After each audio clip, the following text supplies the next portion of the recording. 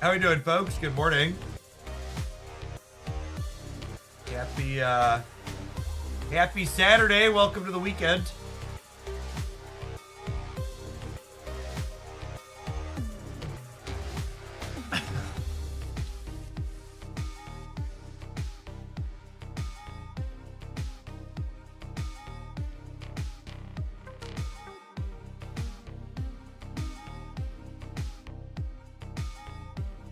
A couple of resubs while we're on the loading screen. Rad for life. Thanks for looking out for a nice amount of months. Hexapelagic squid coming at hot for 3.5 years. Strawberry pork. Thank you for the 6 months. TNA Tinker Warlock. Yeah, we played some Warlock decks, and they really just weren't very good.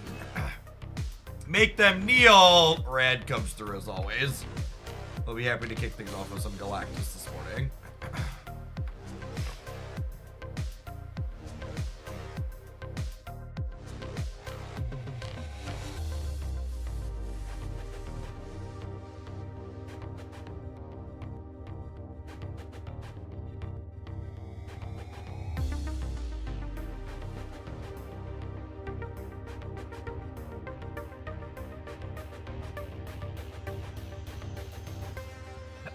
Warhead's a spicy one here.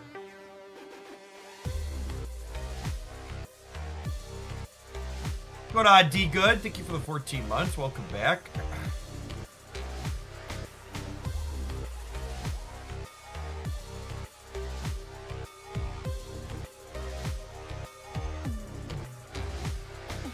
One thing that's interesting is that this top 10% and top 50% is dynamic. So it looks like there's about 100,000 people in Infinite right now per untapped metrics.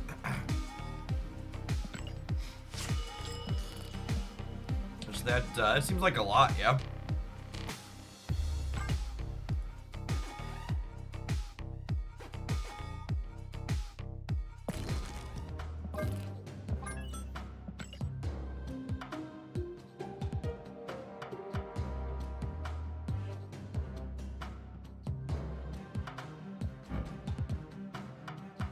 I should split Orca eventually. I feel like there aren't a lot of inked Orcas in the wild.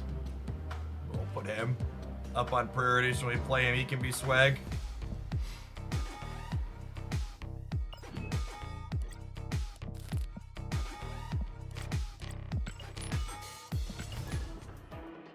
Orange ALP.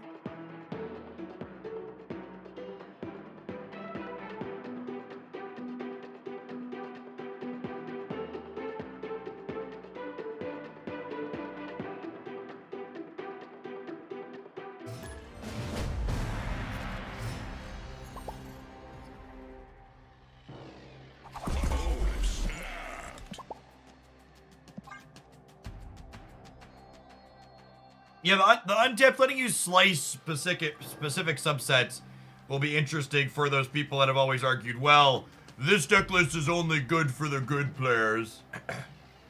Its stats are bad when everybody plays it.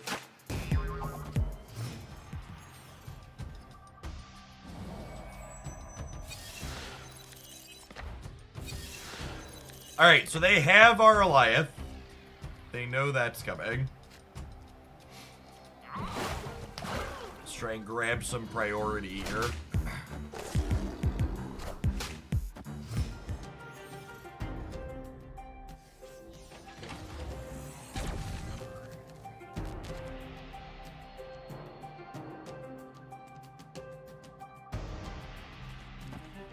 I think I want to Professor X the center here, so that way, they can't use Miss Marvel to reach into where she's at. Although Spider-Ham could imply Bouncer Werewolf.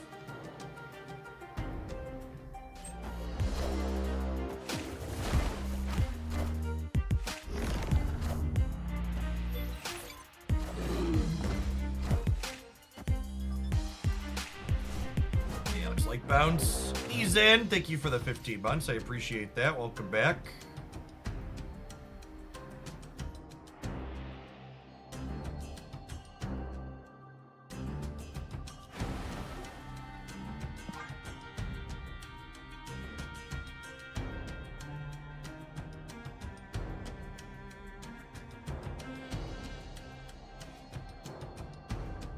They could be scared of our Alliance here.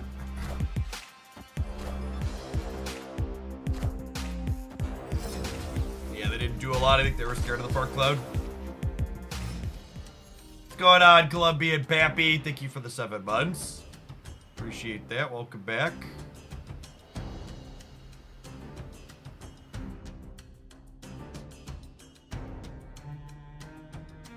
Does Professor X beat Jeff's Can Move Anywhere clause? It does not. This card has synergy.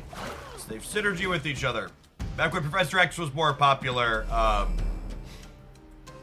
these two are basically always played together. I'm going to play Enchantress out here because I just want to try and have priority in this path so we can Alliance them here on the last turn to lock up a win.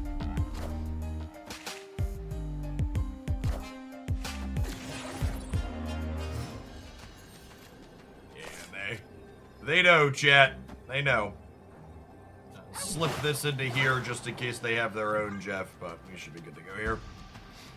Ewok Slayer, thank you for the 46 months. Welcome back. Alliance on today. Chat, we're doing viewer deck submissions. I'm only evil when I'm paid appropriately. You are a subscriber who would like to inflict your deck of choosing upon me. You send a 10 USD tip at the Stream Elements link. And we'll get right to it, huh?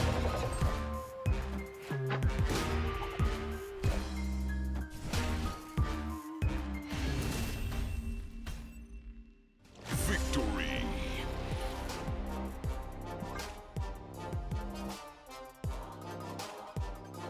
Just trying to get Black Swan wins.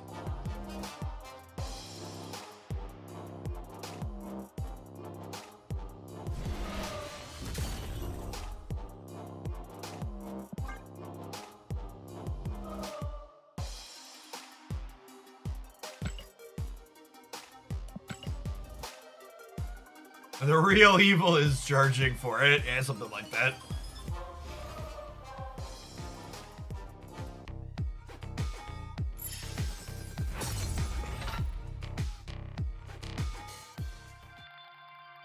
Oh, they could have gotten a pig from the palace, that's true. Yeah, you're right.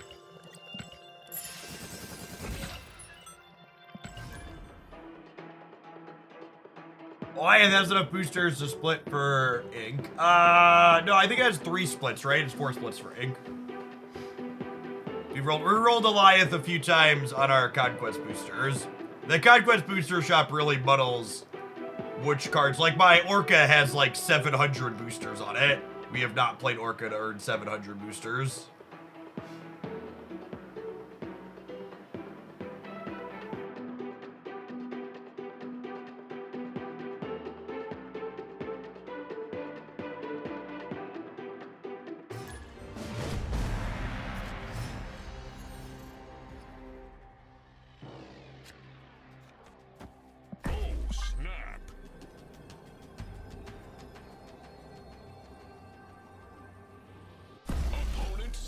Pulled Proxima last night on my first key. Played the control deck for the end of the stream last night. Felt fun and was strong in most of the matchups I played. Yeah, I think it's got a lot of good tools.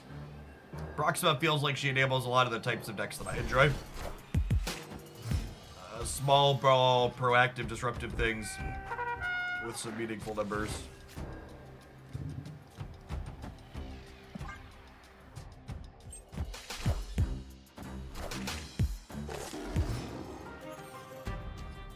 Yeah, does my Alliance have 600? I thought it was less than that. I could be wrong, though. I thought I had less than that.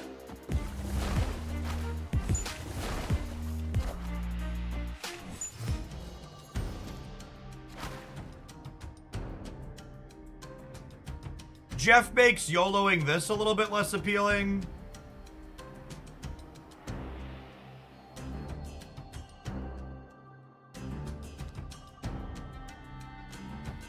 Were there 600? We must have rolled another 155 when I wasn't paying attention. Boop. Boop him on the nose.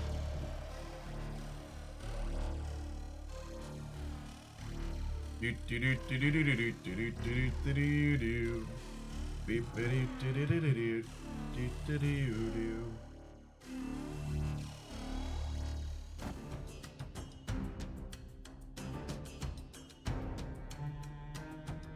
It looks like we have died, gamers. Escaped.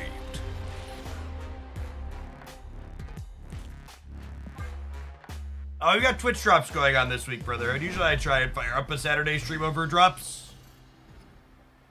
Hard to predict exactly what metrics will look like, though, so I'm gonna go for a few hours at least. If we hit a solid viewer count, we'll go longer than that and do a full day. Opponent snapped.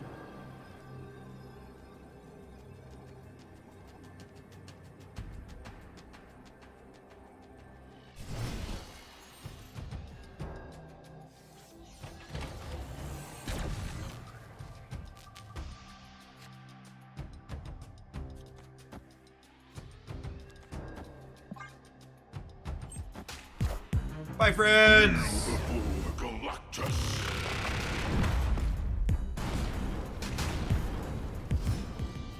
I'll just be like bar with no name.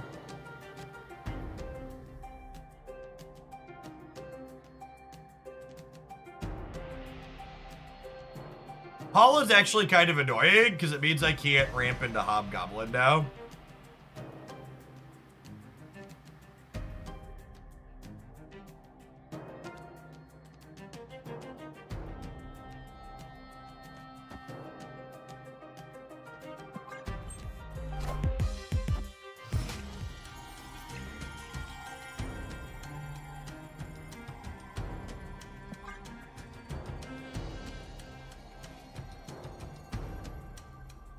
Oh god, Hooglandia is live. What day is it? Am I supposed to be working? Panics in corporate America. You're fine, Drudrid. Nobody panic. Oh shit, whoever wins the Nexus is gonna win the game.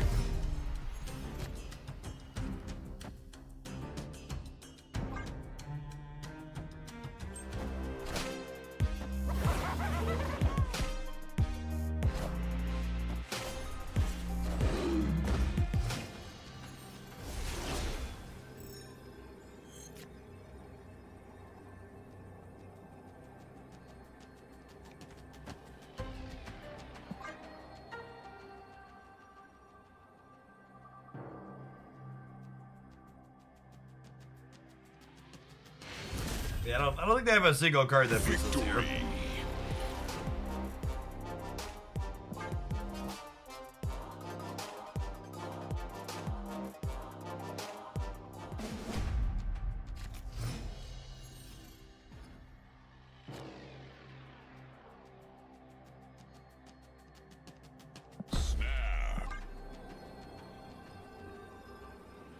You know, if they have Blob, they're probably scared of Goliath. Yeah, that's true.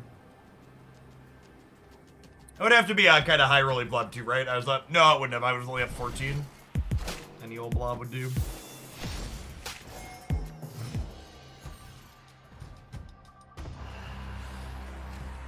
Opponent snapped. These locations are kind of bigger for us. I get to grab priority here and get to Electro into Death Domain.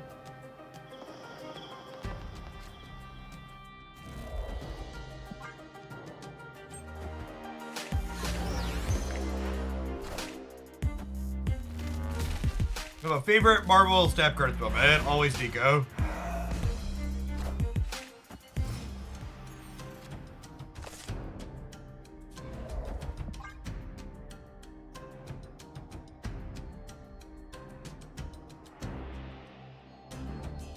Lockjawing, the only lane you can play into is a bold strategy.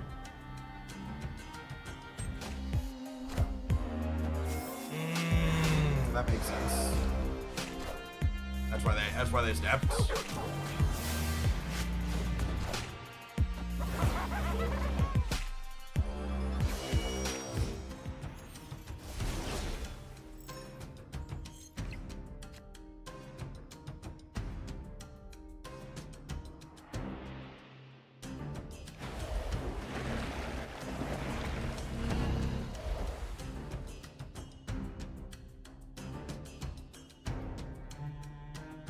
Think it's just this.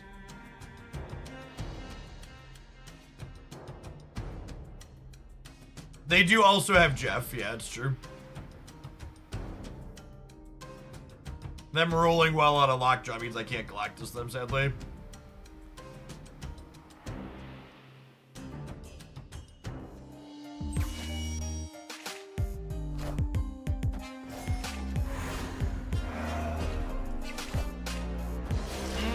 I should have assumed they were going to be greedy and move the She-Hulk, huh?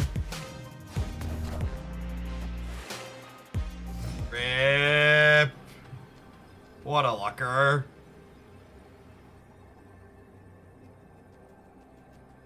Damn, we'd have won the game. I should have just slammed it, gamers. I assumed they were going to be smarter than that. Edge. Escaped.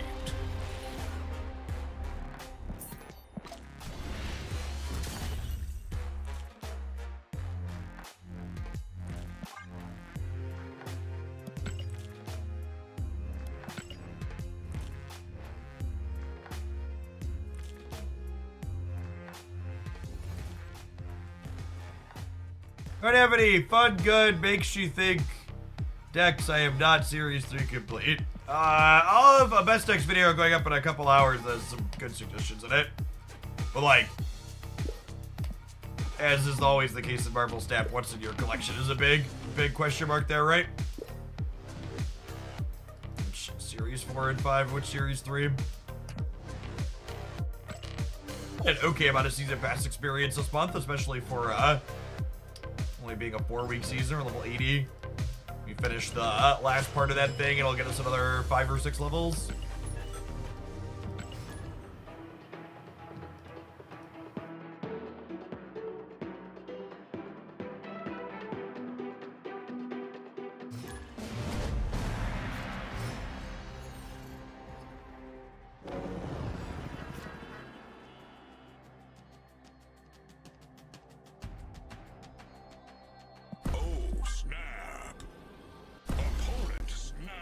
Probably going to be a lot of Thanos this weekend, since that's like the most competitive Black Swan deck. One of the things that was most noteworthy, not only had people have been like shoving Black Swan and Thanos all month, but going over stats for the best decks video that I recorded for later today, it looks like the Black Swan versions of Thanos are actually solidly the best now. I would assume that that's in large part due to the fact that Black Swan on 3 lets you play Lockjaw plus use Lockjaw on 4. Seems quite good. Singularity, thank you for the 5 months. Welcome back.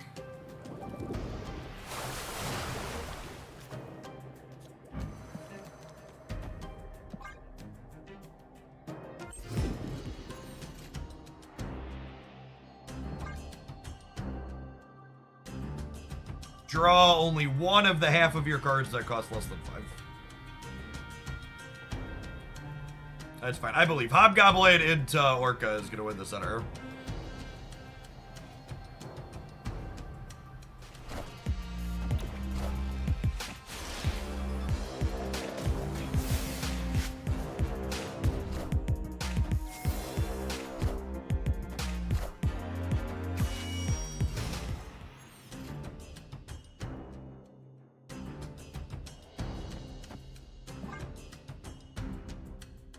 Still a Hobgoblin Orca believer, gamers.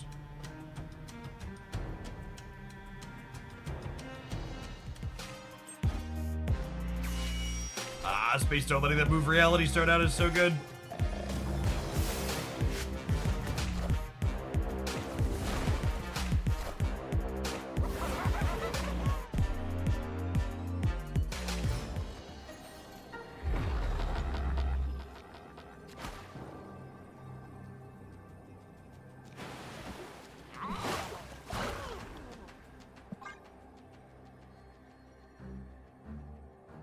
Is 14.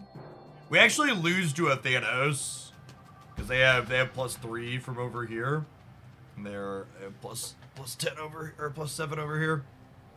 If anything big, we're dead.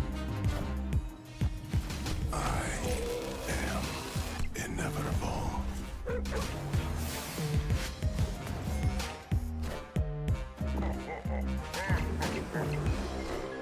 Cannonball. 23 power blob.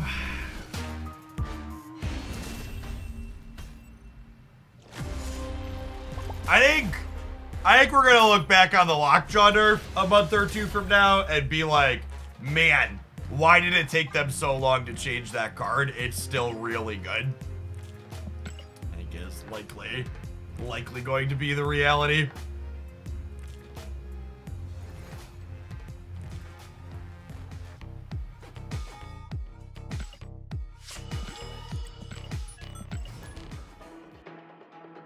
It's quite strong.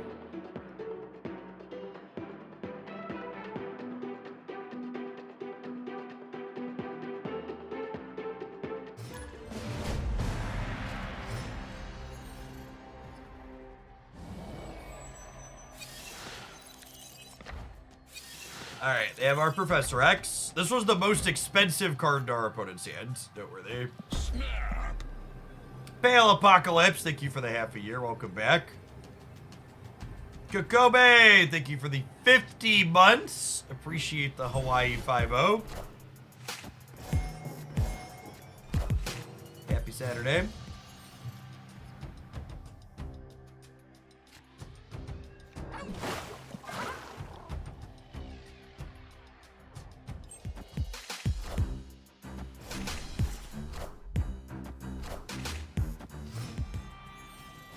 I am hoping that Hope Summers next month will maybe result in a variety of decks people can play her in. So that way when weekend missions roll around, it's not just all one thing.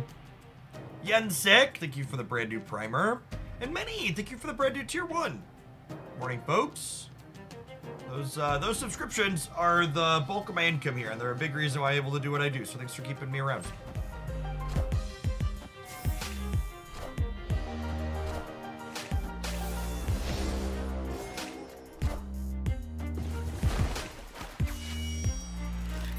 Orca! Galactus!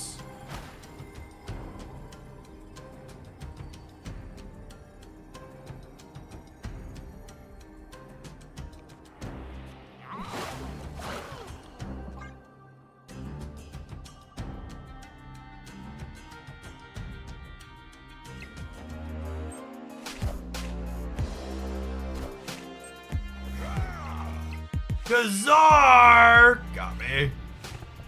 Rip.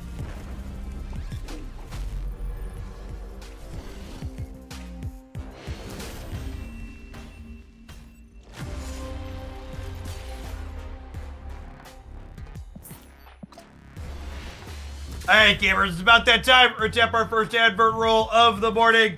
We'll see you back in 120 seconds for a little bit more Galactus. If anybody has any other deck submissions they'd like to inflict upon the stream this morning, the stream elements tip link is pinned above the chat for you to do so. We'll catch you in a couple of minutes. This deck is actually in the high potential category for my best decks video this morning. The Spectrum Kazar Thanos build has really, really solid stats. Gretzky, thanks for the quarter of a year. Good morning and welcome back. I was really, really impressed with the numbers this was putting up. The opponent's build.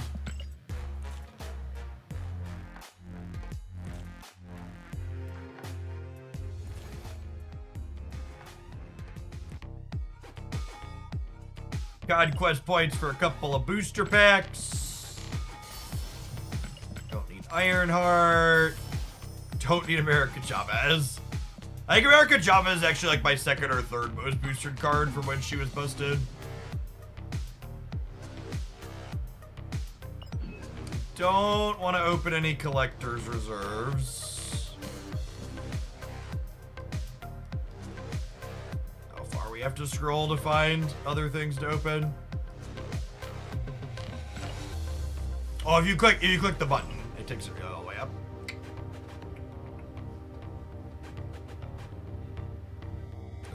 This is why I have things that are unclaimed on the track, by the way. Because it takes this long.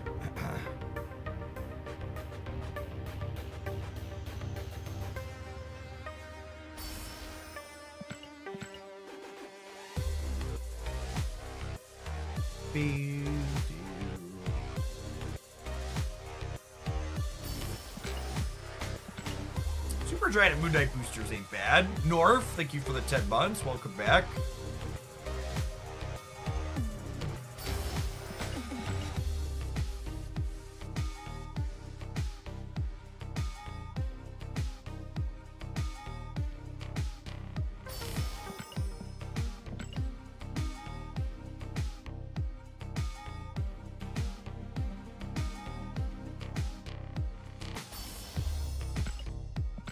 Ah, the long claim.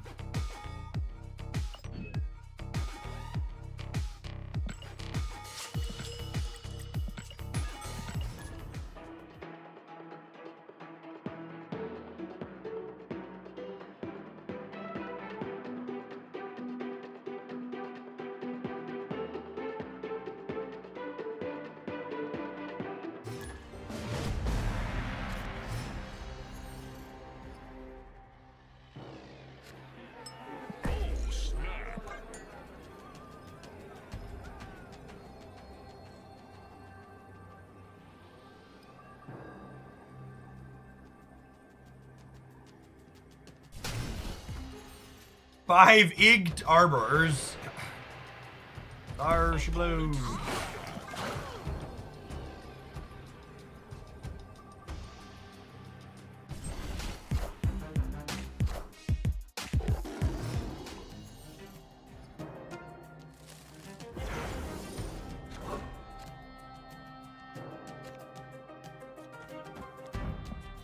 There's our lad. If he can't do it, no one can. Go, go, Galactus!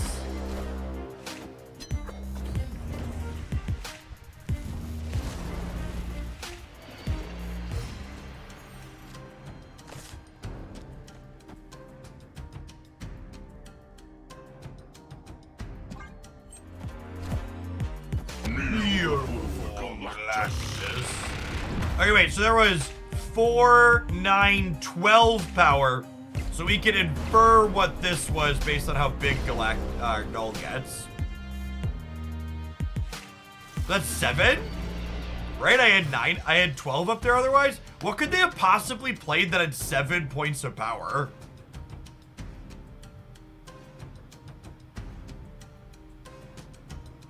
Onslaught! Okay, yeah. Okay, so if they're the Tribunal combo deck, do they have anything that beats this? What's a 5-drop that has more than 6 power in their deck?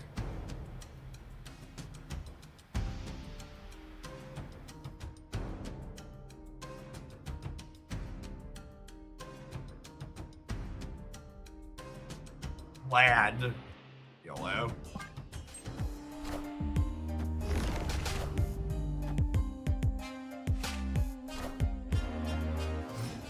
Jeff! Jeff! Oh, we already drew Jeff.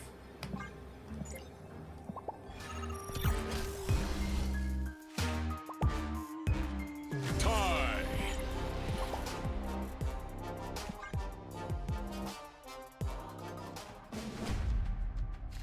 Snap.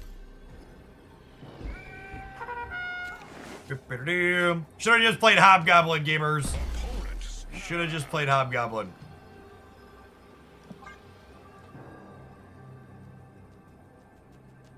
Jeff, I've never spent money on Marvel Snap, but I'm thinking of buying some gold. How does that work? This says 700 plus 700 bonus, so it's 1400 for 999 plus tax. Yeah, so the very first time you buy any of the packs of gold, you get double for buying that pack. So the first time you buy the $10 pack, it's an extra 700 gold. But any subsequent time, it would be just 700. It's also worth noting, though, if you've never spent money on Snap before, you should probably buy the season pass rather than buy $10 worth of gold, I would wager.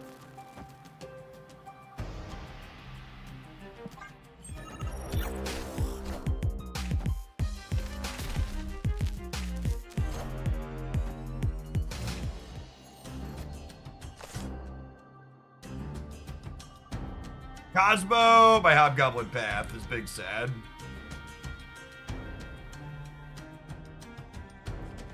Dead gamers. I think the premium side of the battle pass has like 900 extra gold on it, plus you get the season pass card and some extra credits.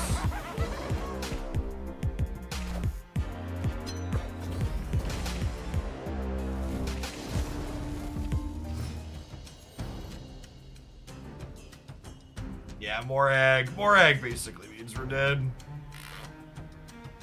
Actually, you know what I'm gonna do? I'm gonna Professor X here, and then they can't play their combo out, yeah?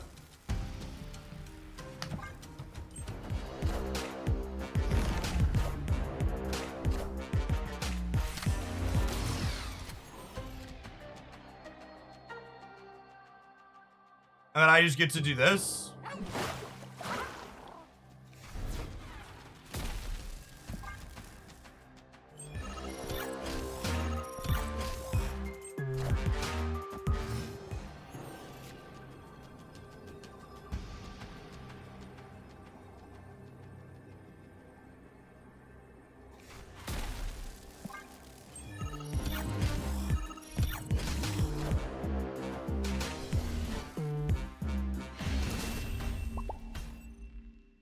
Victory.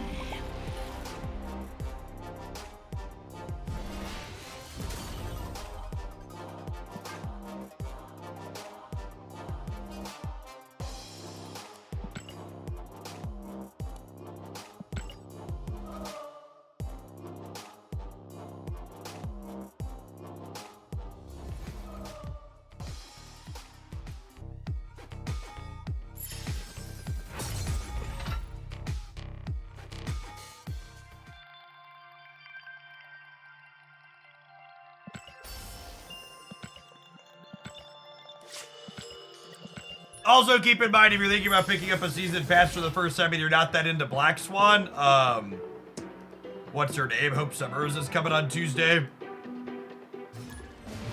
I expect to set a low bar. I expect Hope Summers to likely be more generically powerful and playable than Black Swan. Black Swan's pretty narrow, all things considered. Snap.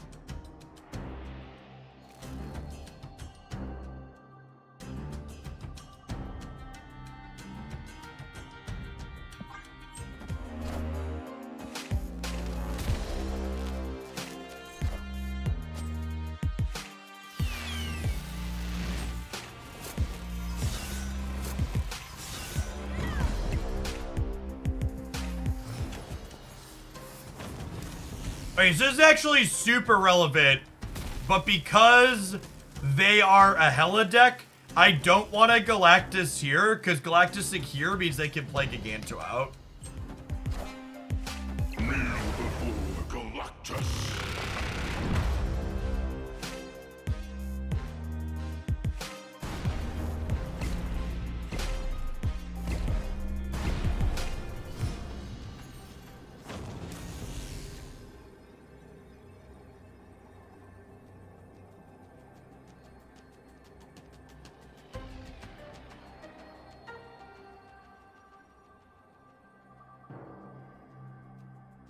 So in reality, this is only plus 13. I think I might just play the Hobgoblin. That way if they play one big thing, we deny them the Atlantis bonus while keeping ours.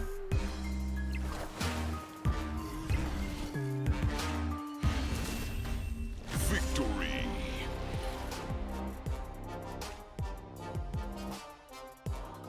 Corvus Glaive, 3/5, discard Hella and any other random card in your hand. Yep. Yep.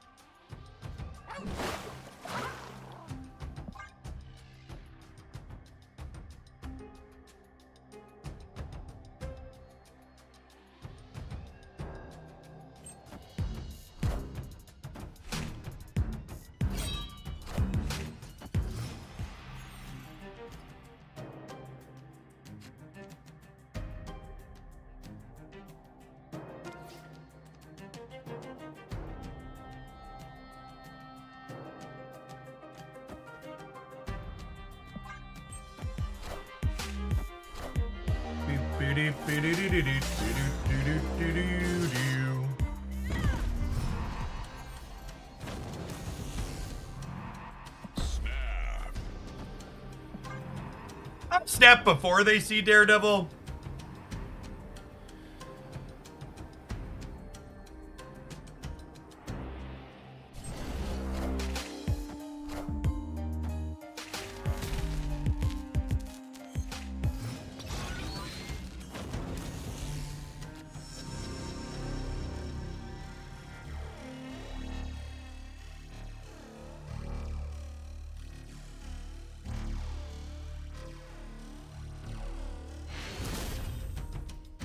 Potter, thank you for the 14 months. Welcome back. Appreciate it. Morning, good morning.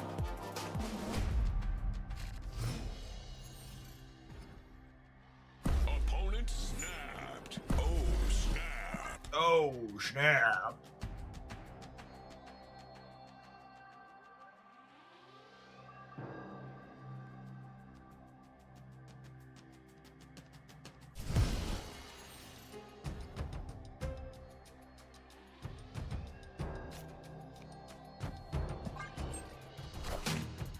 I would say I feel bad for what we're doing to them, but they're playing Sandman, so they're mostly just getting what they deserve.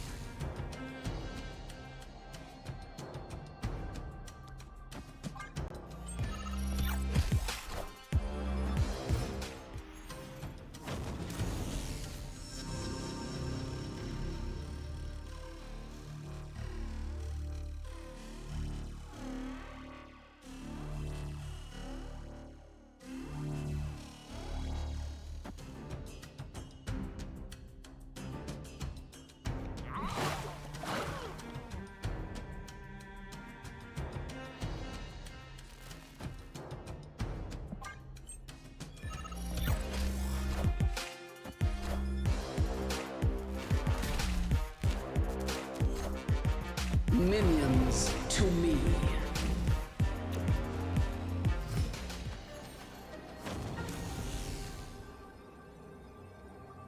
Fortunately, we have 9 gamers.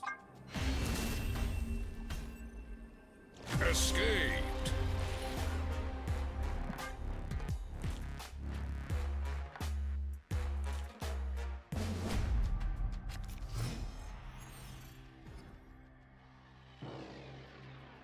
Opponent snapped. Enjoy some of your favorite packages jammed together. Thanks for the tip, right, guys? Yeah, let's do it. Snap.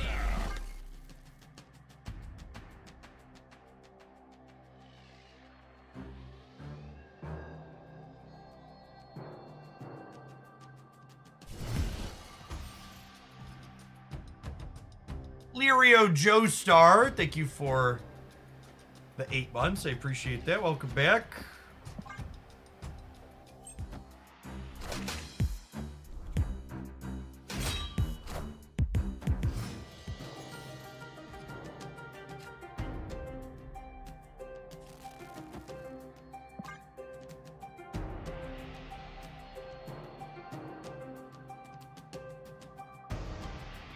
Damn, ramp it up.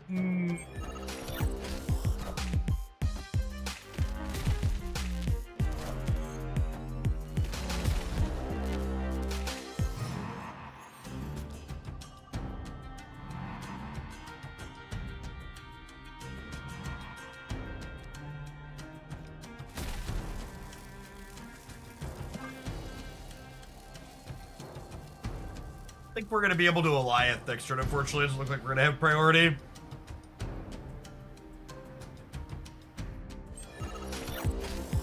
Oh, we are. Interesting.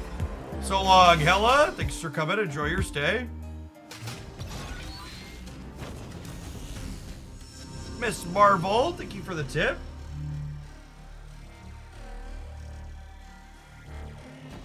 Thor, Beta Ray Bill, Jade, Odin. Yeah, we could definitely do that.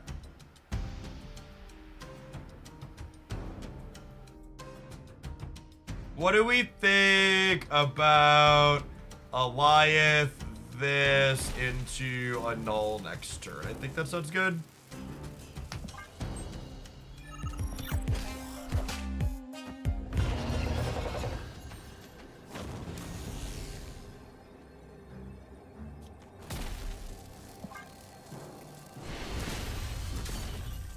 Victory.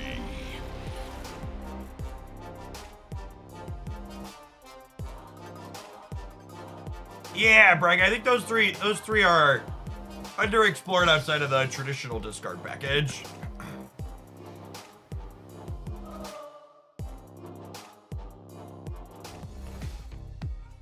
Oh, I could have gone Warhead into Alioth. Yeah, that's true. Warhead gives me more flexibility. It's a good shout. It was effectively the same thing there. And then we get a Warhead animation instead of an Alioth animation.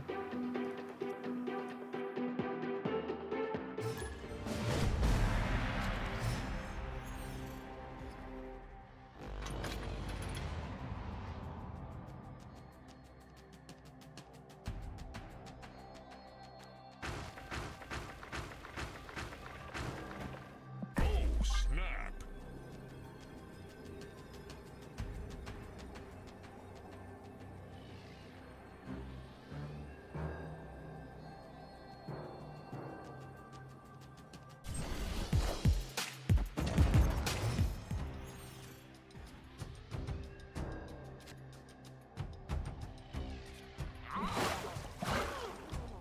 Oblivious, thanks for the brand new primer. Appreciate the support. The ability to Vibranium Mines can have some downside here, but it could also,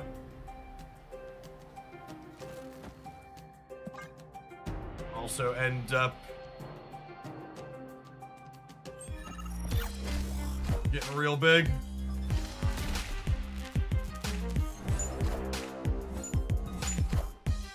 Ah, we were hoping for no Carnage this turn.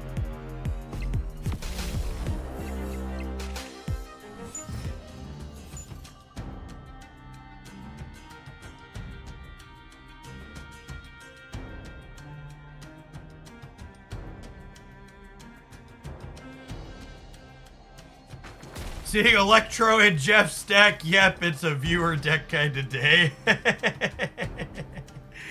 Truth. Opponent snapped.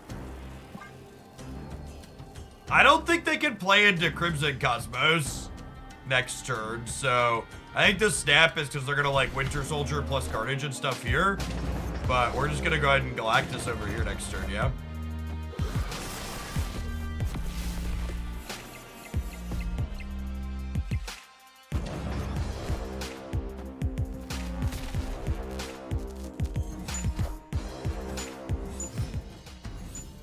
Hey, Super Giant V, thank you for the 20 months. I appreciate that. Welcome back. Opponent thought we were playing chess. Little did they know we're playing checkers. I'm about to flip the board over. Do we need the extra energy or could we afford to play Daredevil over Electro? This lets me play 6 plus a 2 on the last turn. I guess we could lose to a null. That's definitely something that we could lose to here.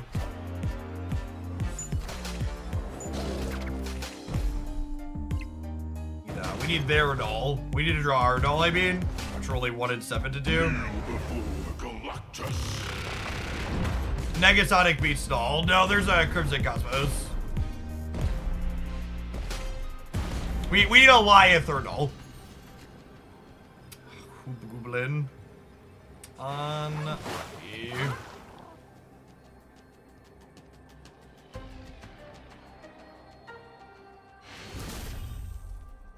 Victory. They're scared, gamers. They're scared.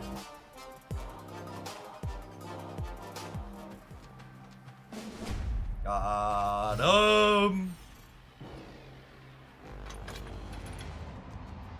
Snap.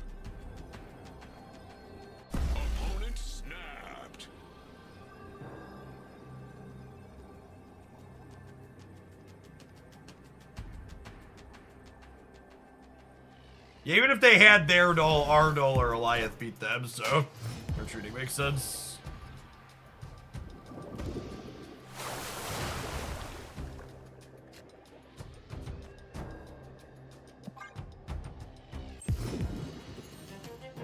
These were 2-1, so probably Deadpool plus something else.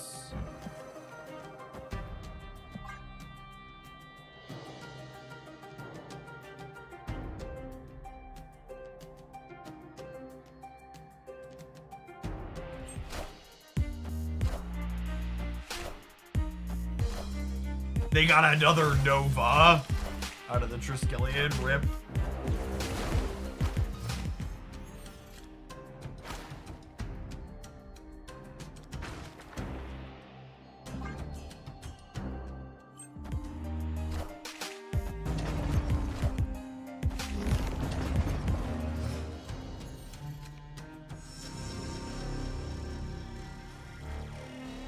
Alright, I'm gonna go out on a limb and suggest we're losing the left.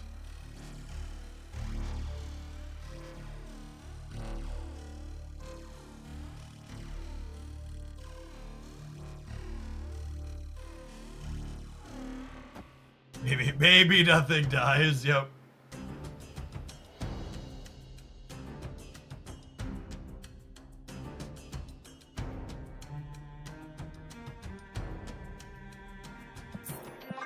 Honestly, I should have expected this. This was well played on the opponent's part. I should have put Professor X over here.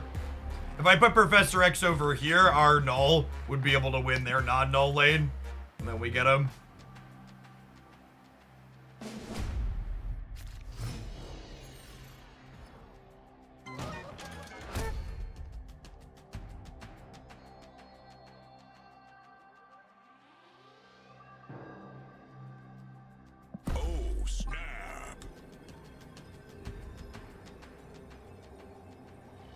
What was the card they played right? That was Vibranium with Vibranium Mines. Morning Roku.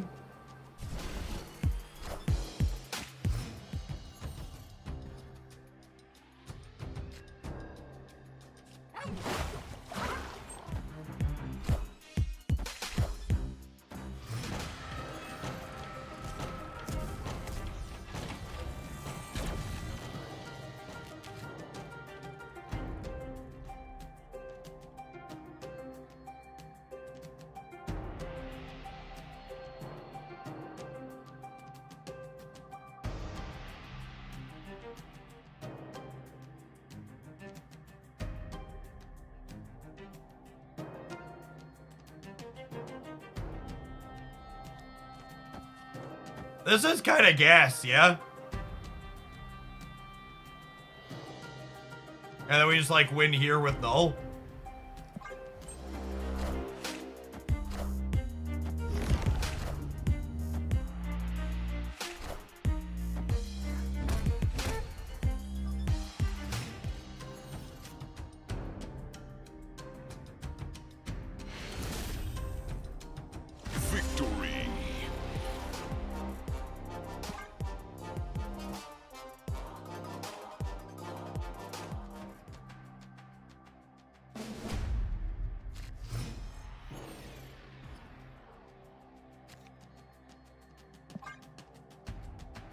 Definitely high toxicity levels in our current gameplay.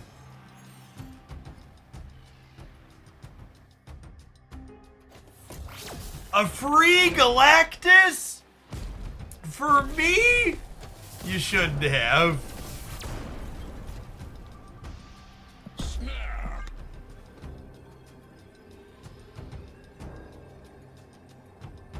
God, thank you for the 3/4 of a year. I appreciate that. Welcome back.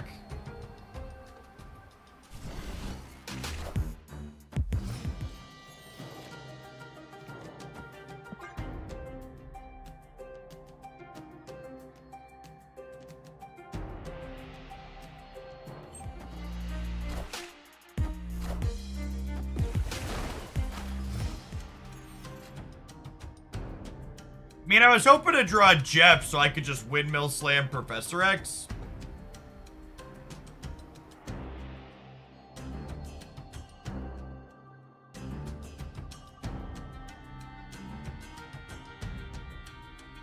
They're gonna play some kind of thing that blows these up, right? No, I don't think the Goblin's good because we have priority. I think I do this and then I just slam Professor X next turn.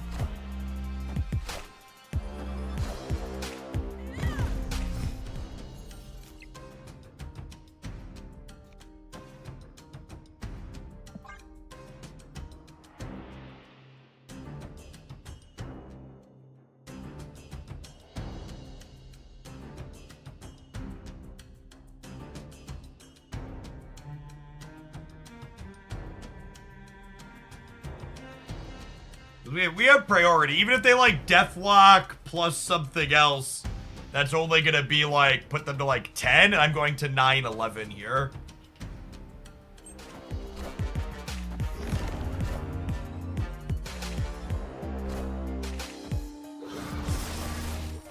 Ow, wow, wow, wow.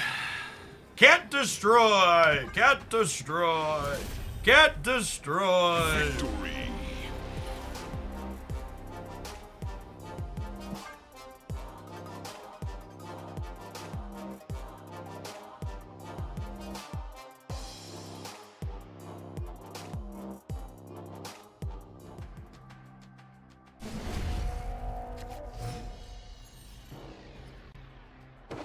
Hey, they got to peel 3 in a row. That's a good first location for them. They got a Deadpool here. It'll be a solid start.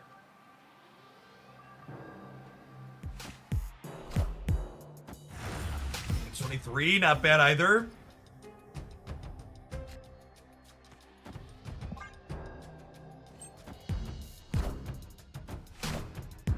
Born in Smalls. What's going on, Dragon Boy? Thanks for the over 2.5 years. Welcome back. Well, that's heckin' rude. Rip.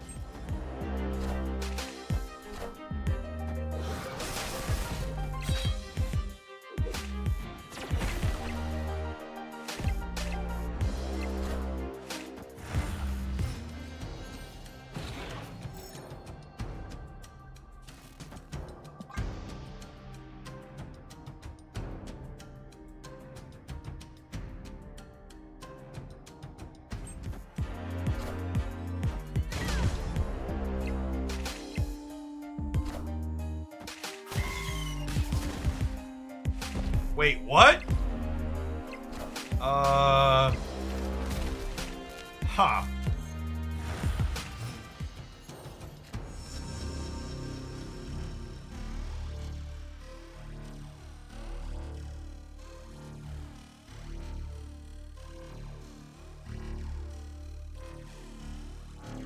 Well, now depending on what they do, I could just Professor X the left and then null somewhere else, yeah?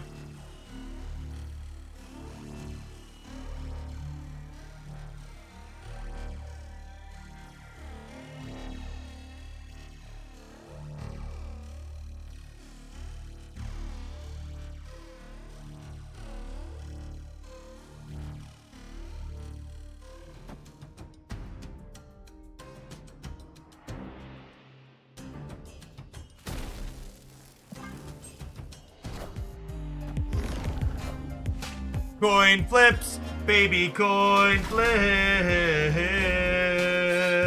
yeah.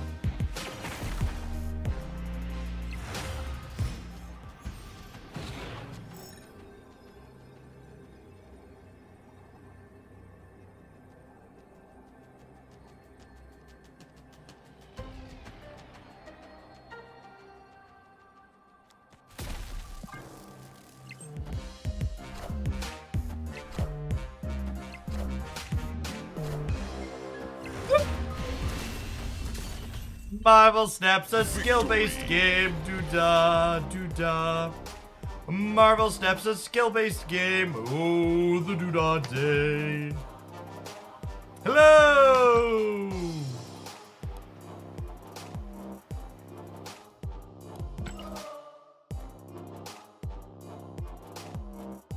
Alright, gamers, we are all done Galactusing. We're gonna play a little Proxima Midnight as our next viewer next submission after a word from these adverts. We'll see you in 120 seconds. Thanks for hanging out. Don't go anywhere. If you're watching on the YouTube side, don't forget to hit the like button on the live stream. For 200 viewers there and only 46 button pressers so far.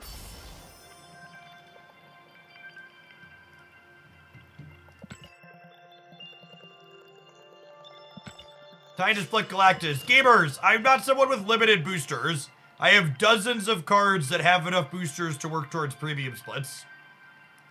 It is incredibly expensive in terms of golden credits to split cards. Basically, everybody that plays this game, somewhat full-time even, less than full-time, is gonna have way more boosters than they do credits and gold. And I'm someone who spends a lot on credits and gold, and even I have significantly more boosters.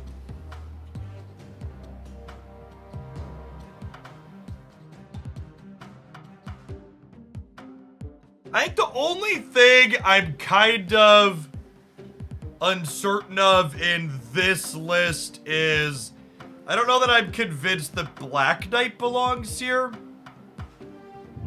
I guess we've been calling Typhoid Berry sometimes, but making 4/10s is like pretty fair, all things considered.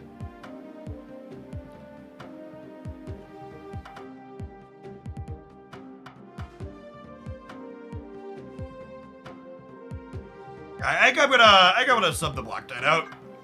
I want Enchantress. I guess it's only 2/1s for call, but I played other decks with 2/1s for call and it felt fine. Enchantress is just really good to a number of matchups, and Enchantress is another way to turn off Typhoid and Lizard, which is nice. We feel like we don't have enough ones. I'll swap it back after a game or two, but that's probably where I want to be in life.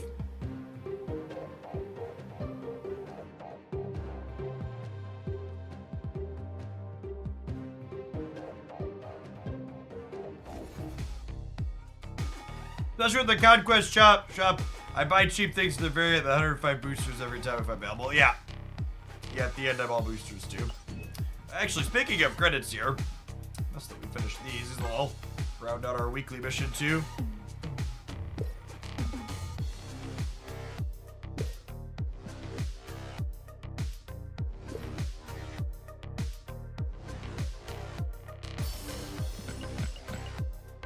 Yeah, we have 1,100 credits.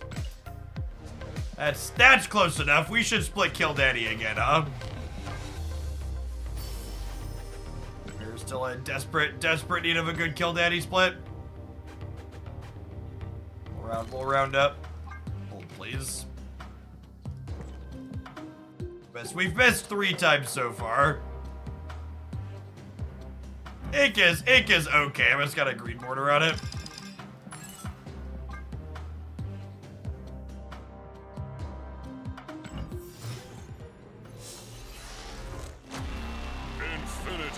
Infinity.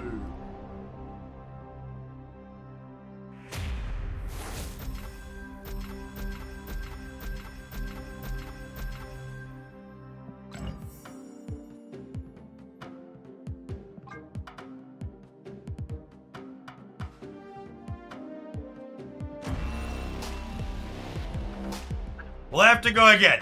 Thankfully, this is just a matter of waiting for credits, because there's plenty of Killmonger boosters for the last year and a half.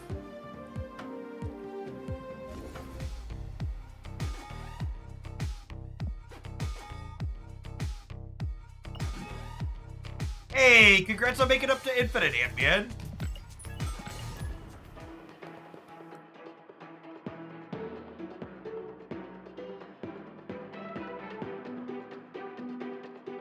You see it?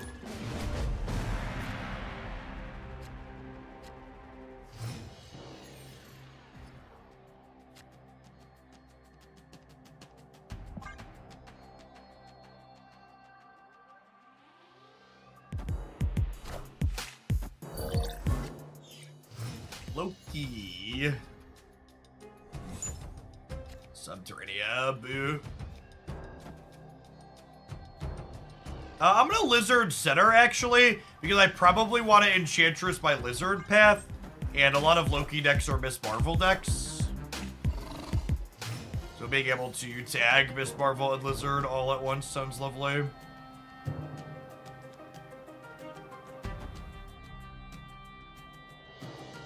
Why is my shop tagging Pixel Colleen wig as popular? Society has failed us.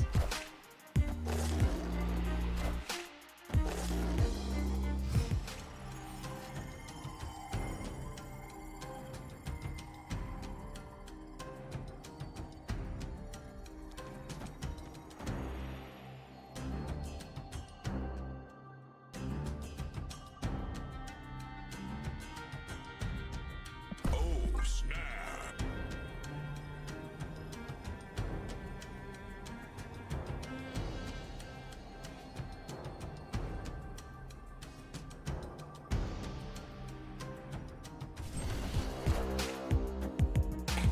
A little sad that we can't catch their what's it called? Their Mist Marble, but I'll just play on curve here.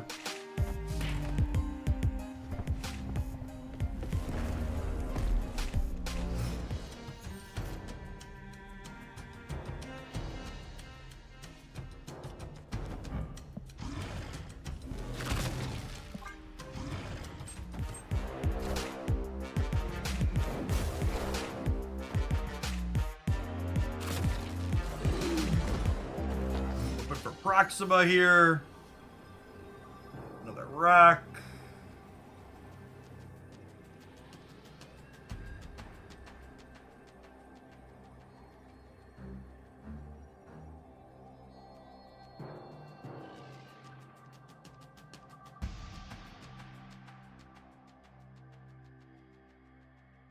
Kinda just a flip here.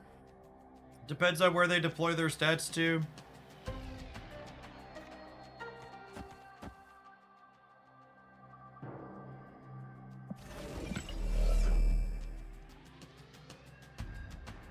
I'm gonna hit Proxima. We're gonna be able to win Crimson Cosmos.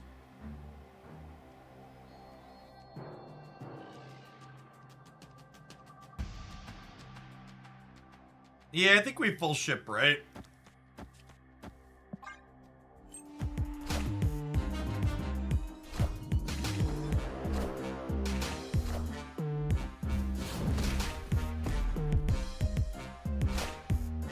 Oh, they top decked their Shang-Chi and we got him anyways? Get booked. Victory. Out of a house. Thank you, Rock. See, chat, we thought we needed Proxima. Little did we know Rock was actually what we needed.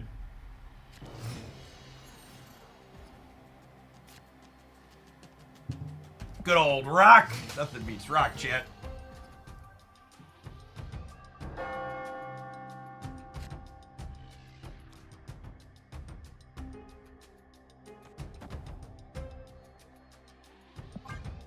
Oh, Zabu actually makes Proxima Scotch awkward with Mr. Cage, huh? Things to think about.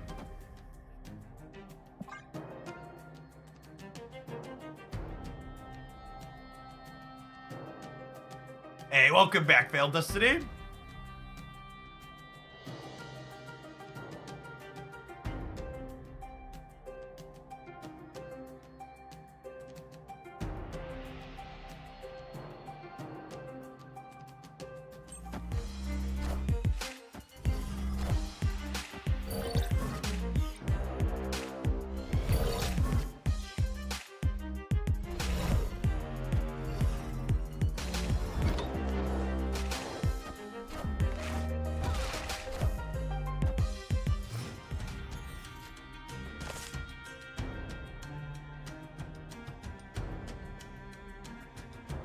Quality expansion diff, all things considered.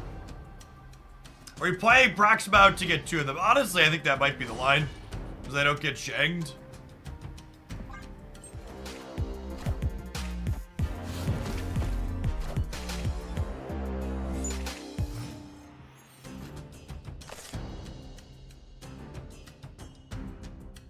I think I just snapped them at this point, right? Because they burned their Shang-Chi already? Snap. It's gotta be a mistake.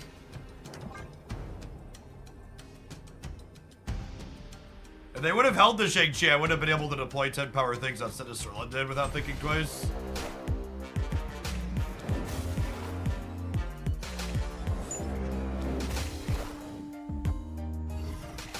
Yes, our deck is built appropriately, so they can't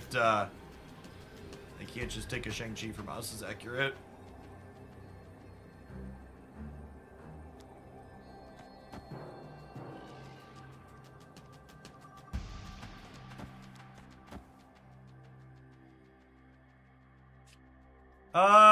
I guess Lizard's technically better, yeah?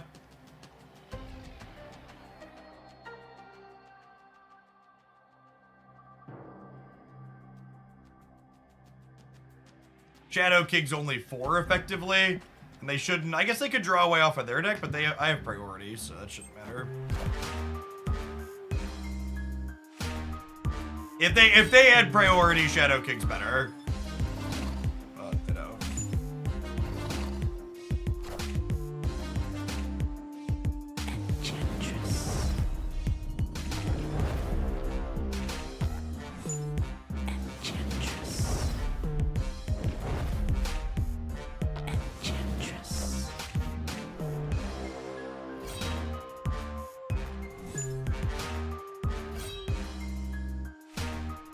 I don't think they have any cards that let them win the left, right?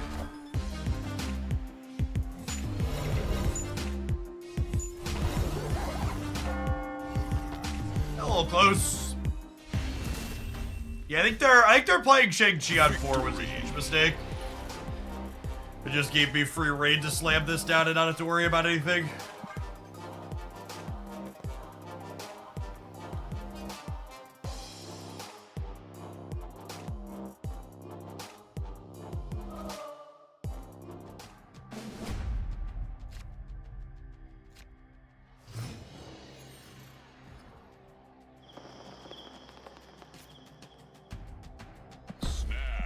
They're better into the Abbey than we are, but I'm just snapping because we're 10-2, so high stakes rounds start now.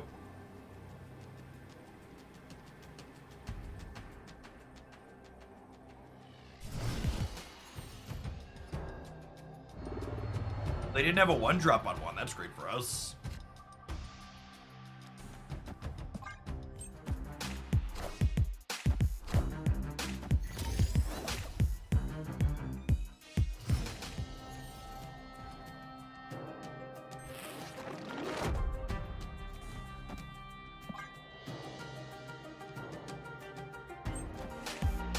Both of us getting to draw a card here, I think, is like a best case scenario for us in this matchup.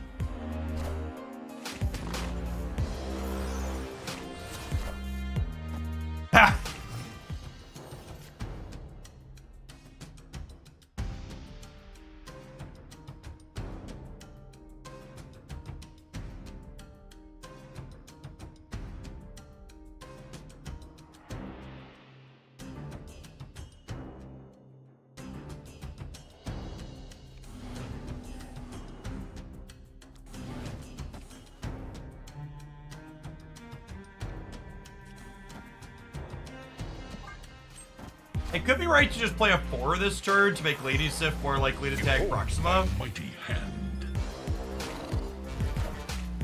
That's perfect. We double up Blizzard's ongoing now, too.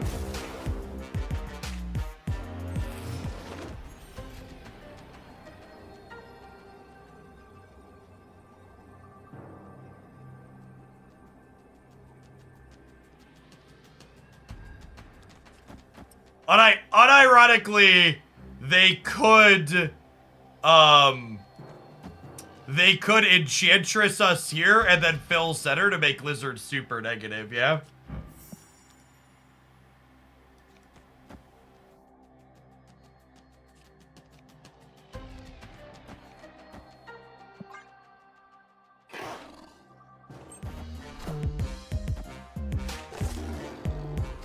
You hit the 1 and 3 here.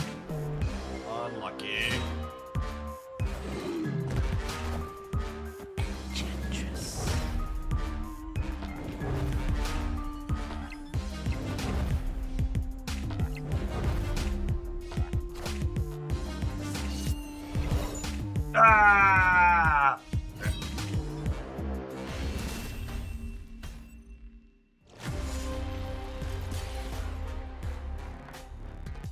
Kind of weird that they played Cull here when they were going to super shrink this. Maybe they didn't realize it was going to -3. They definitely should have put Lady Sif here, though, and put the Cull over here.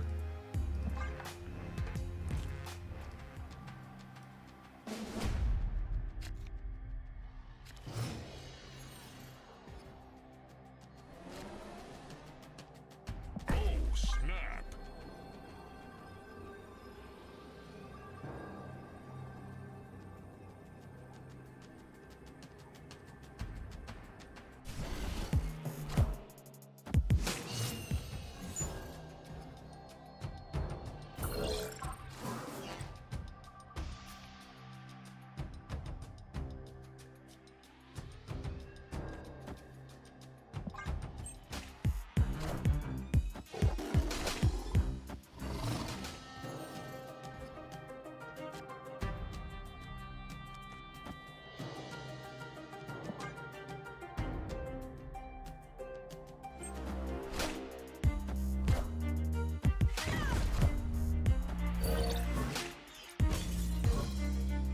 For the home team.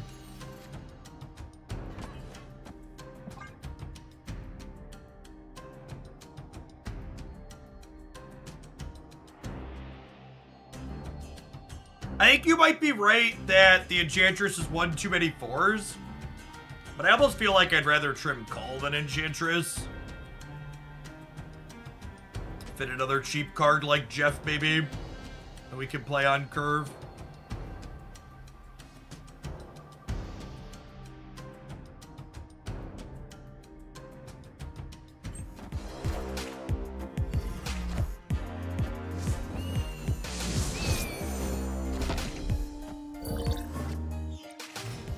Some Shangus on the right this turn.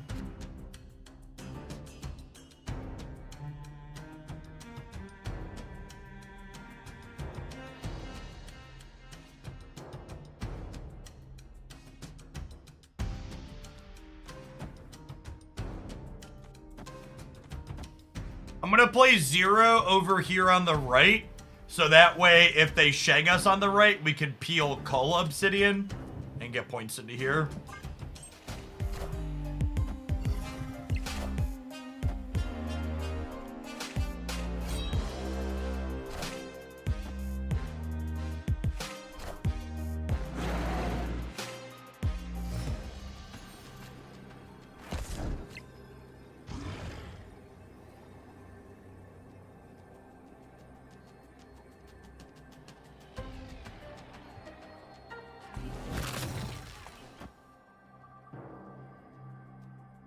Remember, they can't Shang us on the right because Crimson Cosmos Zabu. Just gotta play for the center. Blizzard stays big at least thanks to Luke Cage. 14's enough to hold. They might not have another big number other than Dino. Ah, rip.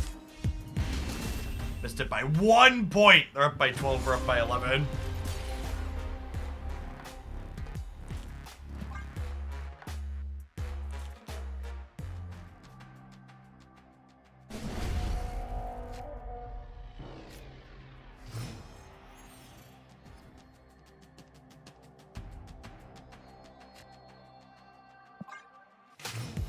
This location isn't particularly stellar for either of us. Neither of us really leverage it well.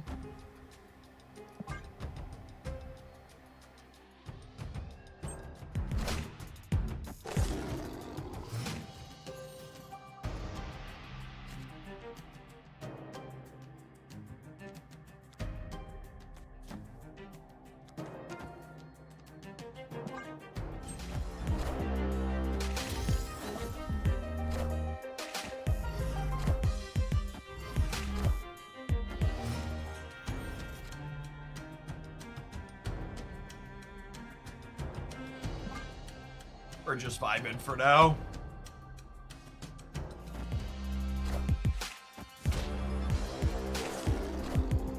I still believe in heroes. Oh my god, one of the last cards you didn't know was Nick Fury. That's brutal.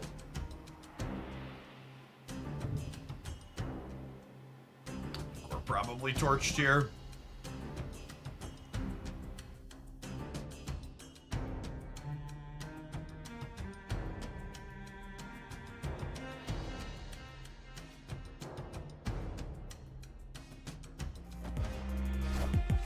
Behold my mighty hand.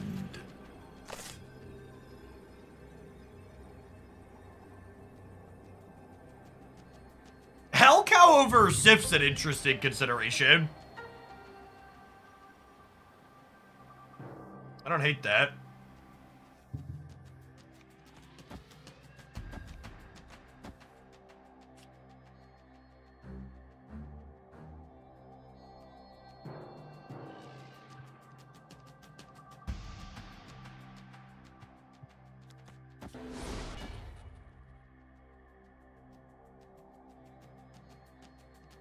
Says 6, 11, 14 over here. They're at 9. I think this is the shot to it. I don't think I can contest Bar Sinister.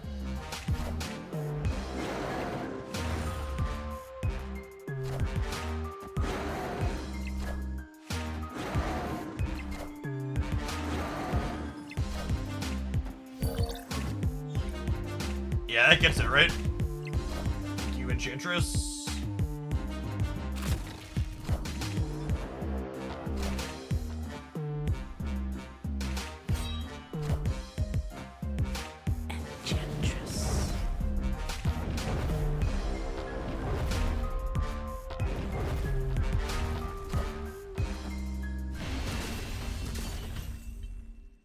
Victory.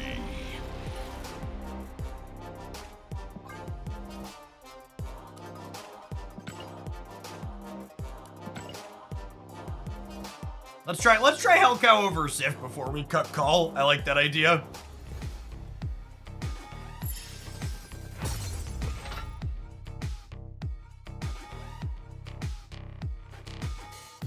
You're gonna play Sif left and force Proxima mid. No, that's not how that works, Gap.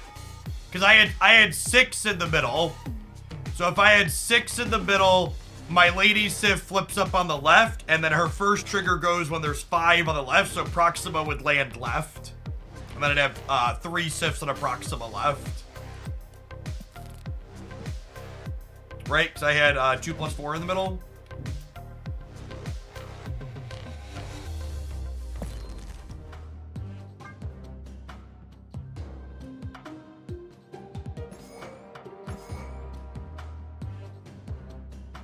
I'm making this change purely because I want to play with my inked bovine. Maybe, chat. You can't prove that. Prove it in court.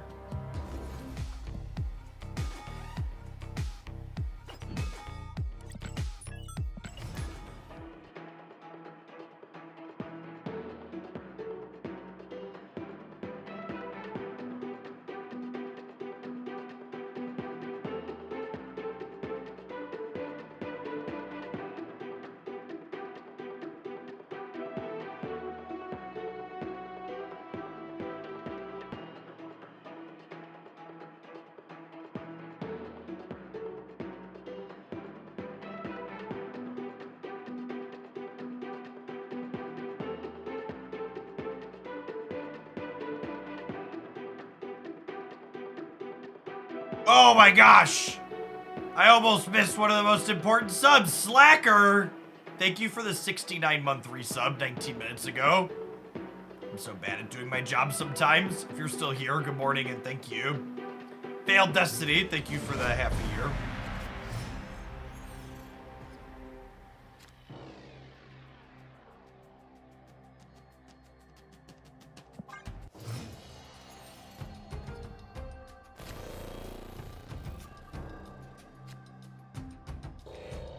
I think we're that lucky today, Chad. I'm just gonna armor up the danger room. Just take that one out of the equation, shall we?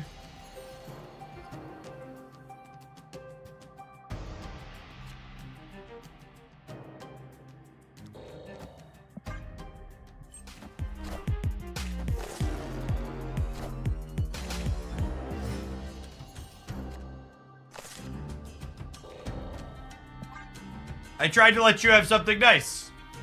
I tried to let the danger room be safe. And then you took away my Zabu.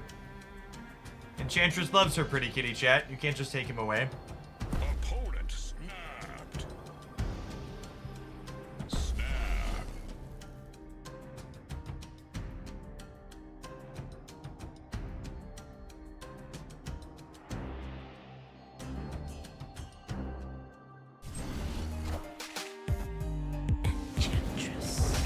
Hopefully our Enchantress lives the danger room here. Oh my god, that's so unlucky. Actually, all of our cards that survive Gladiator are in our hand. We have 3 of them.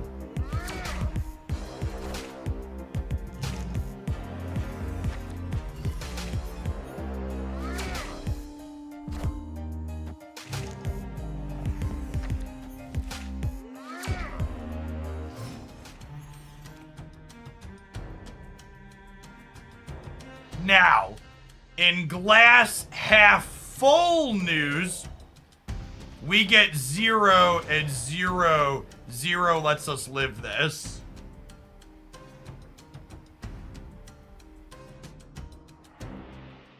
And then very, very real shot. Very real shot that we win one of these other 2 with our 2 4 drops, yeah.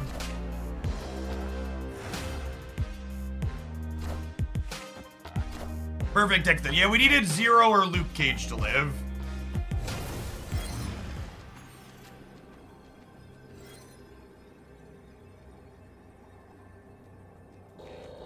I'm just gonna assume if they beat us here that the danger room will let us win the middle.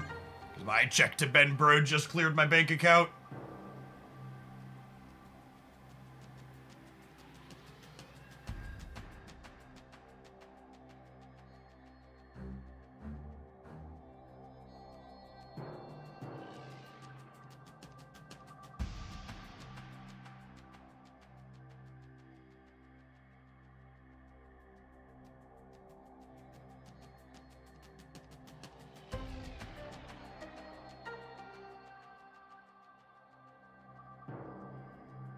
Yeah, even if they shag us on the left, we still have 13 points of power there, so there's a chance we still win that.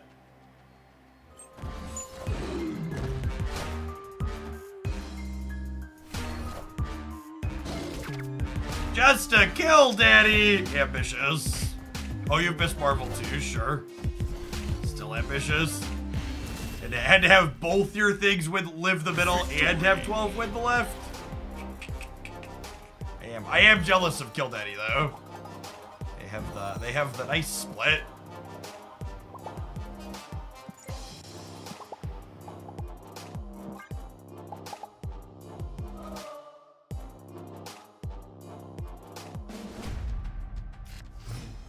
Snap.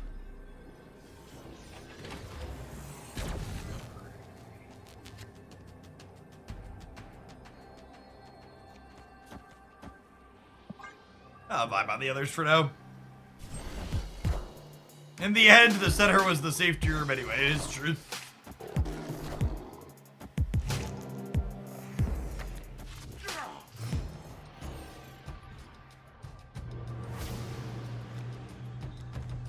Joke's on you, Adelan. We both blew our loads already anyways.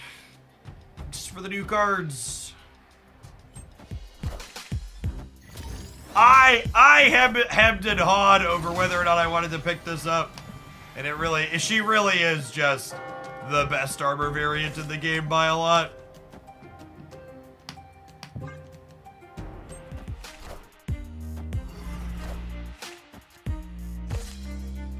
That's heckin' rude.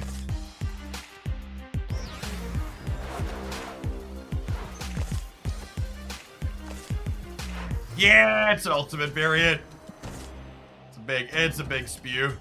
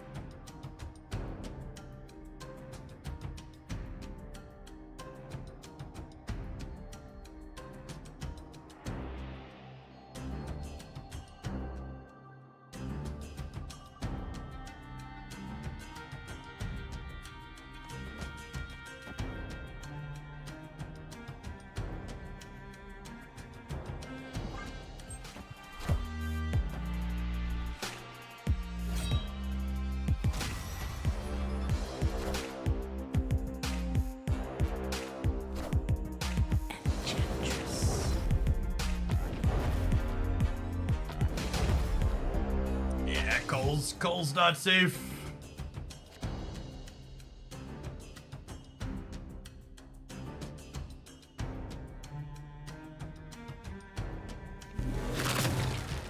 They're shaking us here, then they're not shaking us here.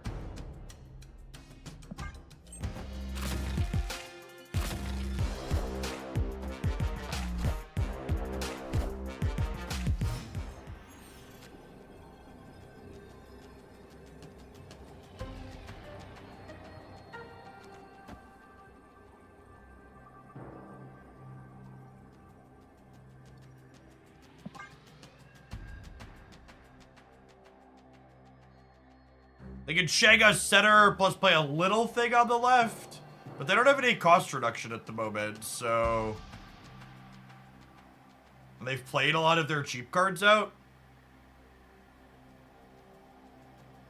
Yeah, with no Sarah, no Zabu for them, I think we're in a favorable position here.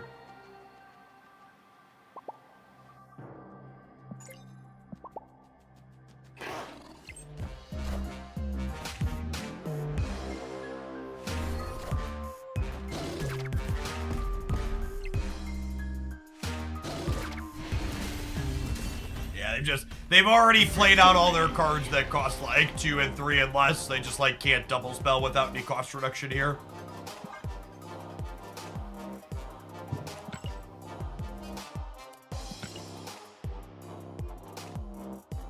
This is a neat mashup of cards. Proxima is definitely my favorite card to release in some time.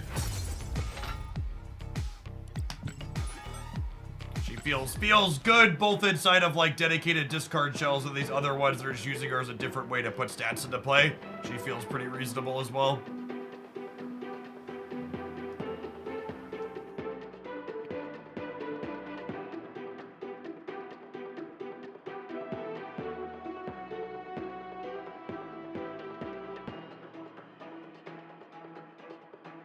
There's like this weird hour or two overlap between when your prime sub expires and when it lets you redo it.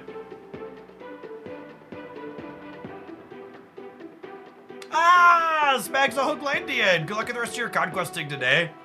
Here, Killmonger split his tops.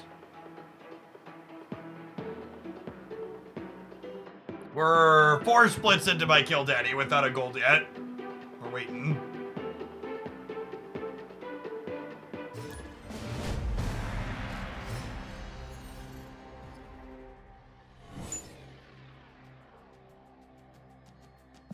Yeah, see, it's okay.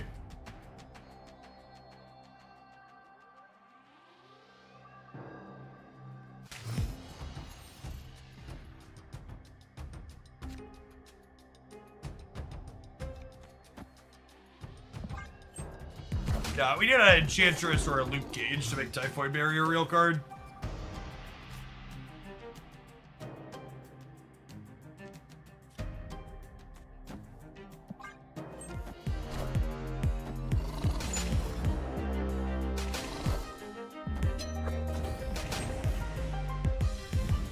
Happy to have Enchantress in our 12 against someone playing Magic. This might be a scouting operation from here. We've drawn most of the rocks at this point.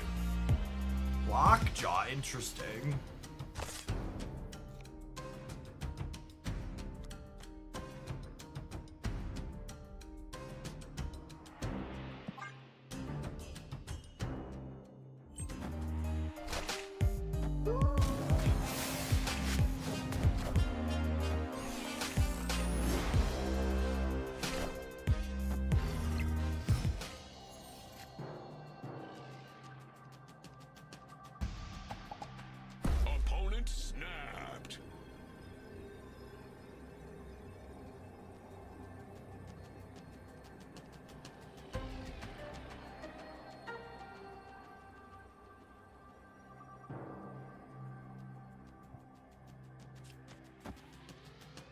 I feel like I'm gonna stay. I think they're like not gonna play for the center and they're gonna have like other ongoings on the right that we can Enchantress.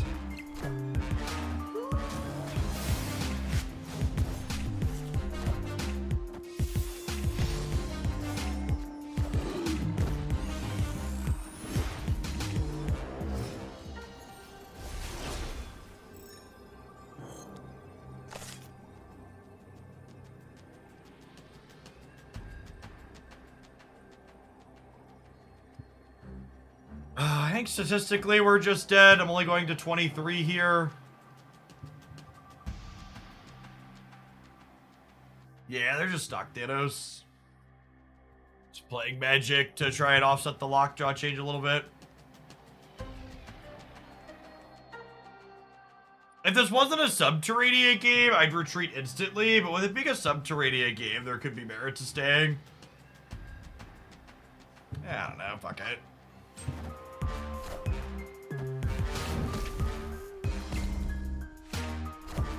So, also Shang-Chi, got it.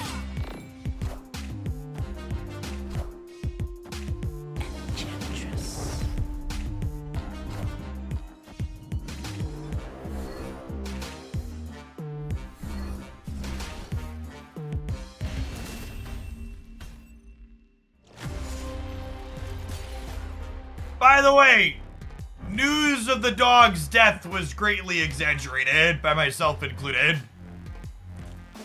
Still has really good, solid, impressive stats for all of the metrics we have that are publicly available.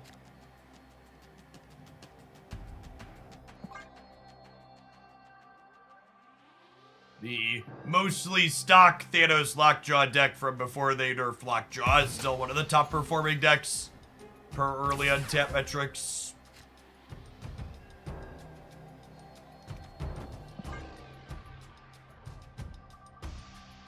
So I don't think that's true, Fondant Fancy. So Fondant Fancy said I don't think the change did anything to slow these decks down. I think 100% the change made these decks less good. But making them less good doesn't change the fact that they're still very good, right? It's mostly just a testament to just like how strong they were before the change.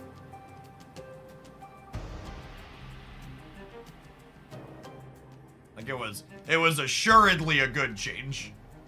Well, I'm actually not going to be able to play Call Obsidian as I put my blade into the center. That's probably a mistake. I probably don't need a third hole.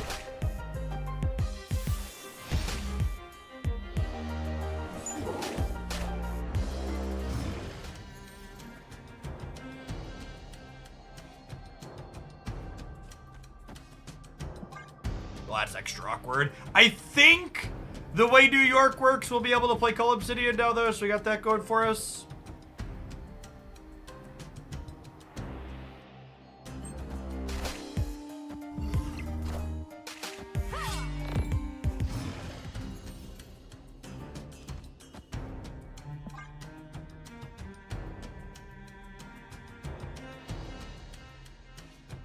Oh, actually, it's kind of funny. If I leave Typhoid Berry, they can't Shang-Chi my other cards, but they can still Shang Typhoid, so definitely do this.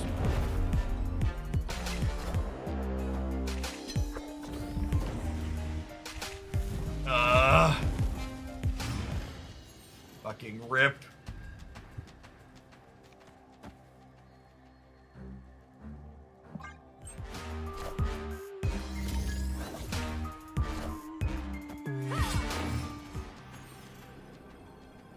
Dead to anything big in the middle, yeah.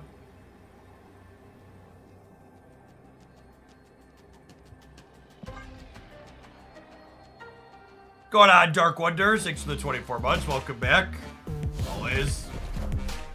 Every single time. They're playing Killmonger in their Thanos deck as well.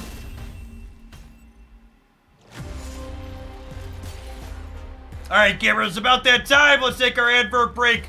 And when we get back, we'll jam with another deck. Thanks for hanging out. Don't go anywhere.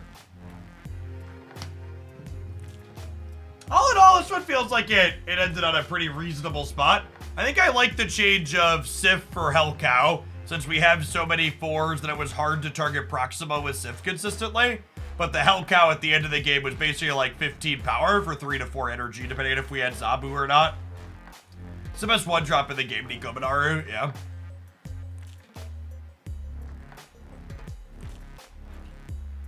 And in part, Nico Minaru is the best one drop because Nico Minaru gets value even when she gets Killmongered.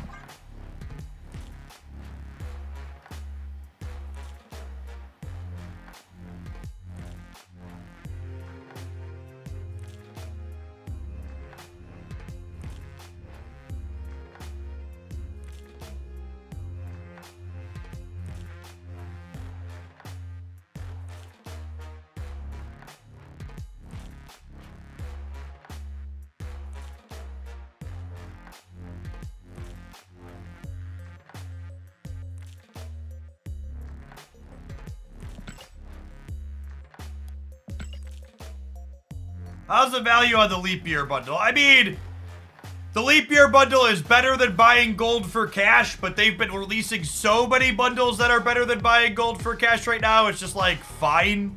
I feel like they've oversaturated their bundle market a little bit.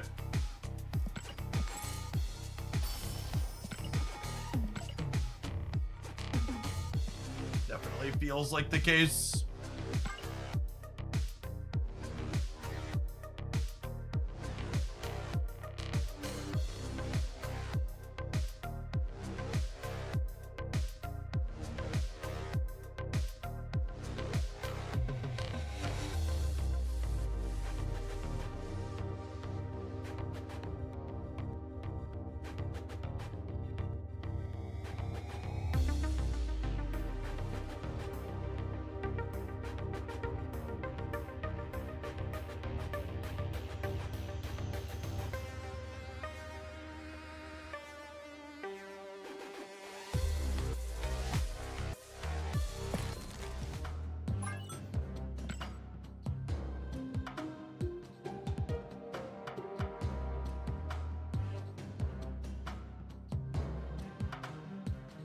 Zabu for Shang Lockjaw Beta Ray. I don't know that I buy American Chavez being good, and I'm not sure I'm sold on Ghost being here. Rest of this seems fine.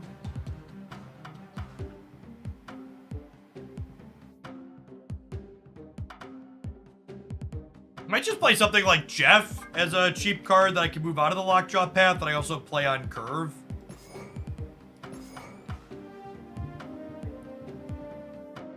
Lockjaw looking out of place. Yeah, at some point we'll have to resplit for gold. But I also just like don't have many. I also just don't have many boosters for Lockjaw. 2, 5, 6, 7, 8, 9, 10. Oh, I guess I've split this a bunch. 11. Yeah, it took me a ton of. It took me like 5 splits to get inked on this. When I resplit it, yeah, 1, 2, 3, 4, 5.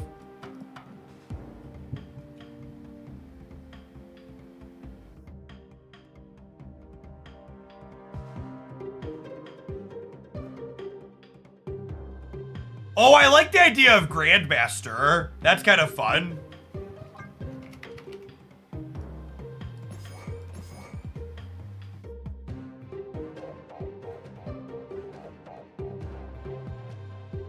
Ooh, that's a good thought too. If we're Zabuing, should we have Jubilee? Probably.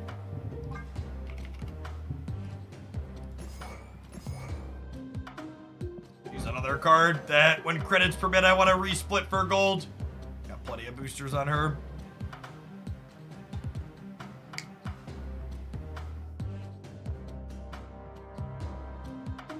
Morning, my dear. Let's give it a try, huh?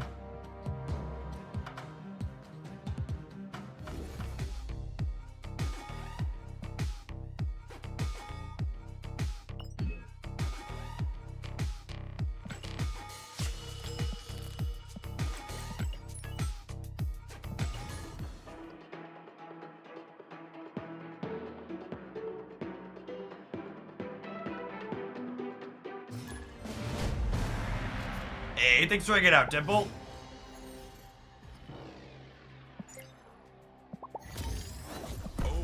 Remember, as far as drops go, you have until end of day Monday to get them done. So you still got a little while. If you haven't gotten your mystery pixel variant yet.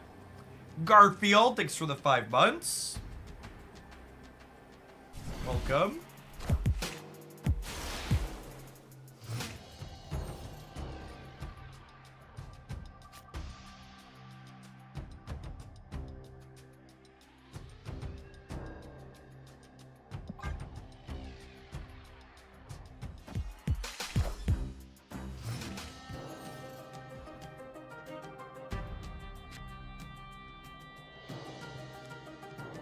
Pain. Pain!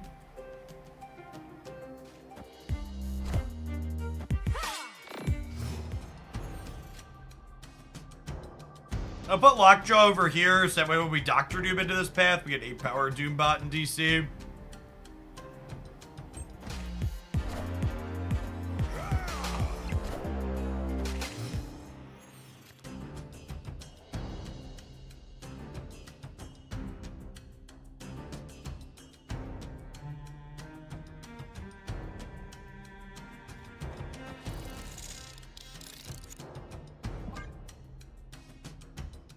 All of our good big cards are in our hand.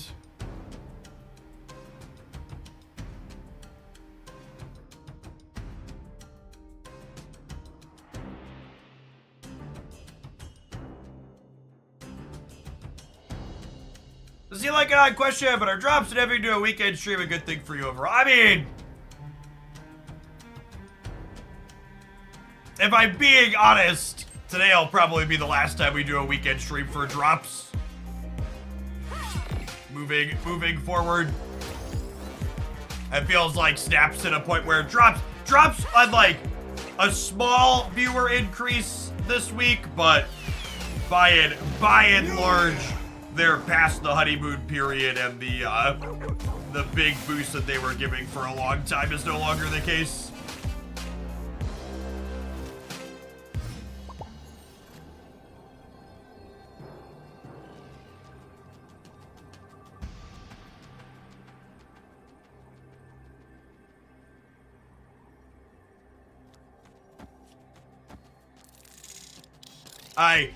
I usually don't stream on the weekends because my viewer count on the weekends tends to be lower than my viewer count during the week, and today is pretty exceptionally low, especially for drops. So we'll do a few hours today, but that's probably about it.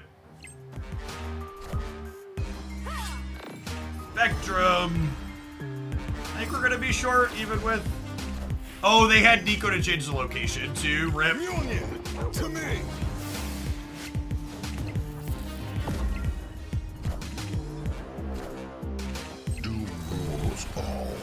We would have been short even with DC, right? Would have been +6 over there.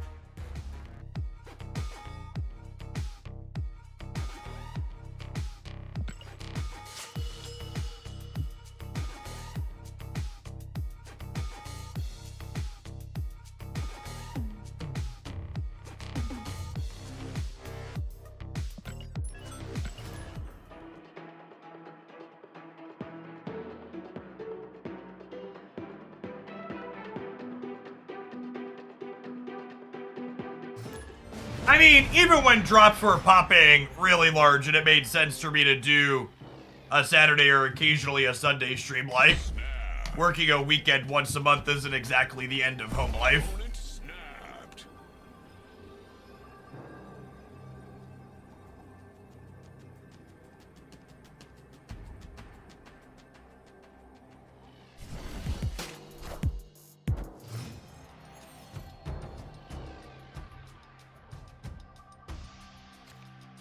One of the things I've talked about in the past that's awkward / strange or whatever about my job that you want to call it is that, and this is why I don't stream variety games that aren't sponsored typically, is that whenever you're streaming as a content creator and you're streaming to an average viewer count that's lower than what your typical average viewer count is, you're actually losing dollars on potential ad deals.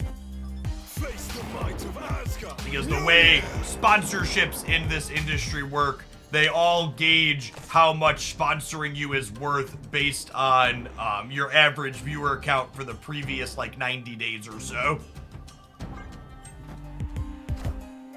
So even if you want to do like variety stuff, there'll be lower viewer count after your normal content that still takes your average and drags it down, which hurts revenue in the long term. The combination of Clintar and them having Cosmo here probably means we're dead. Obviously, we're gonna crush them here, but I don't think we can win the center. Yeah, I've seen streamers do multiple channels. I don't have a desire to stream extra variety content enough to make that be a thing.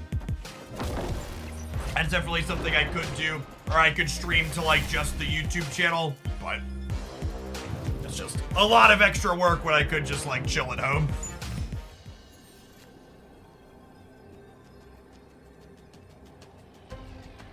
There's a world where 20 wins the middle, yeah? And then obviously we're crunching them here.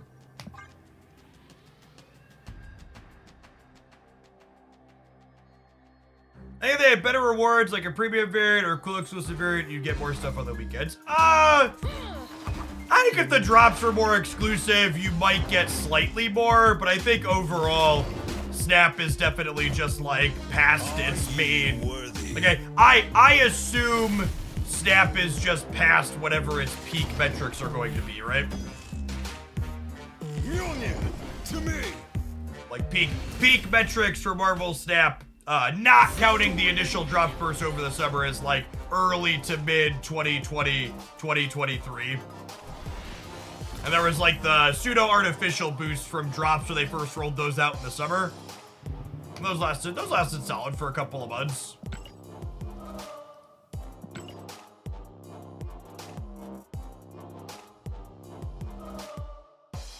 For people who are familiar with my background, I did data analysis for a Fortune 50 company back in a former life, and like this highlights it well. Like this is the Snap category on Twitch.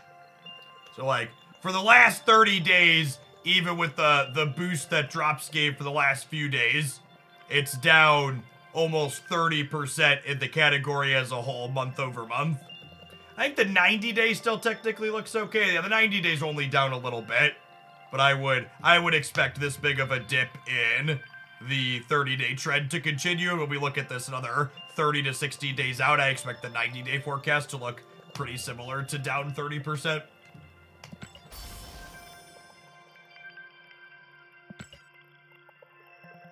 If Snap was the most profitable digital card game, why are they so far behind a game like Hearthstone 9? What's the difference between Fortune 50 and Fortune 500? It's how much money the company ranks, or how much 50 most profitable companies or something. I forget what the exact measurement is.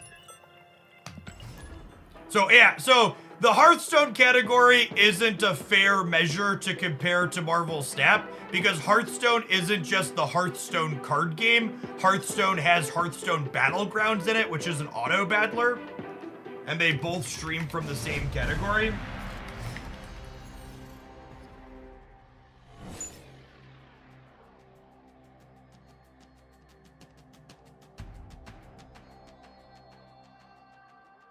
Oh, snap. Opponent snapped.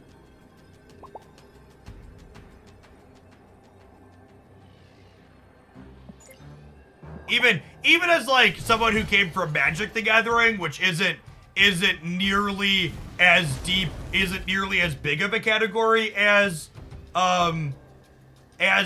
what's it called, Hearthstone is, like just the depth and breadth of number of creators in the Snap space has always been much smaller than other card games.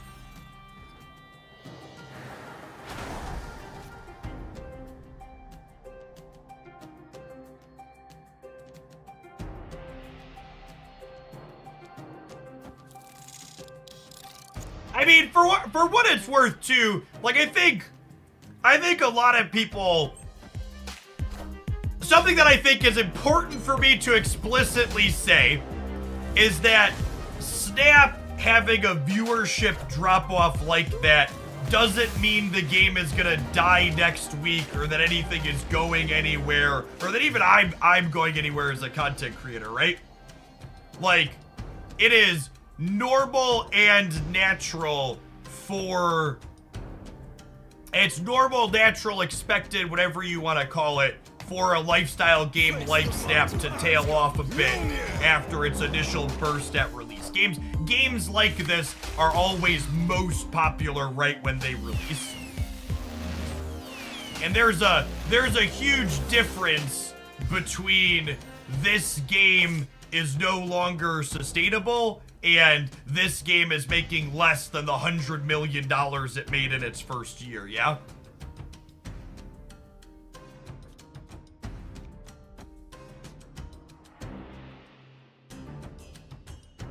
Oh, my deck actually kind of sucks at the moment, huh? Looking at it, my deck is Hammer, Wasp,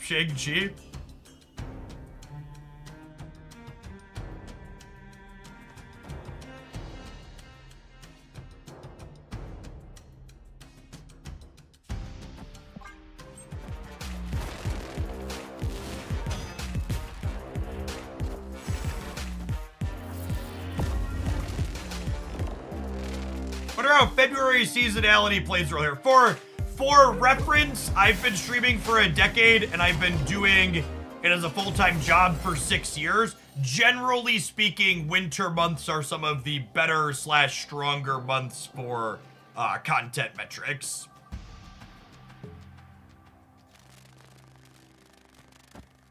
So usually it is June, July, and like the start of August when people go outside and touch grass that Twitch tends to be seasonally lower.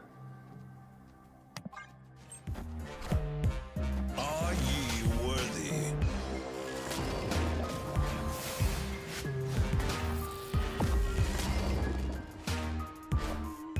Behold, You, the outside. Yep. behold my mighty hand.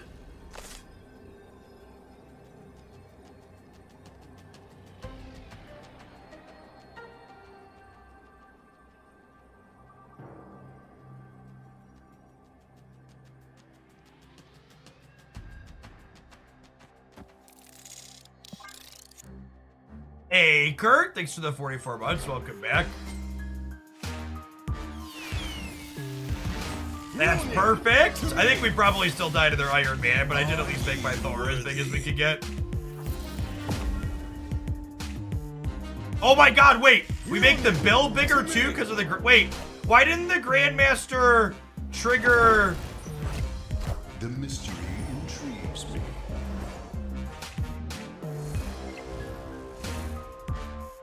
That's actually a lot closer. Why didn't the Grandmaster re-trigger the Odin Center? Is that bugged? That's gotta be bugged, yeah? Or is that like a safety net? They don't want infinite loops? Odin cannot be reactivated while his first activation is still activating. Weird. That feels like it should be able to do that. Like, it's such a niche interaction. I don't think it'd break anything. I can still even lose this game, right? Funky.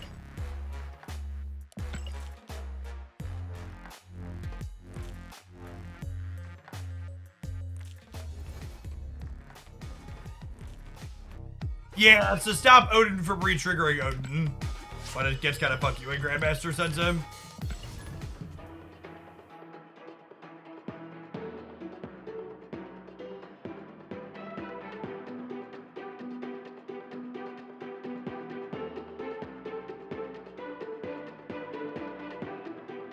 It sounds like that condition should probably be removed when Odin gets to relocate.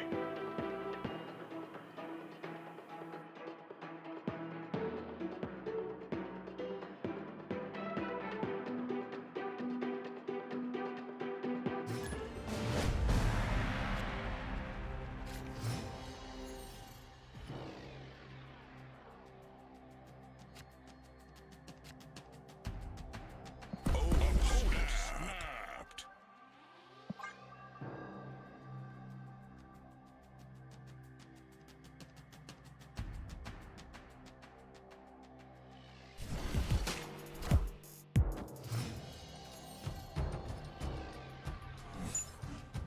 Oh! Our daddy son Chet. He was so young.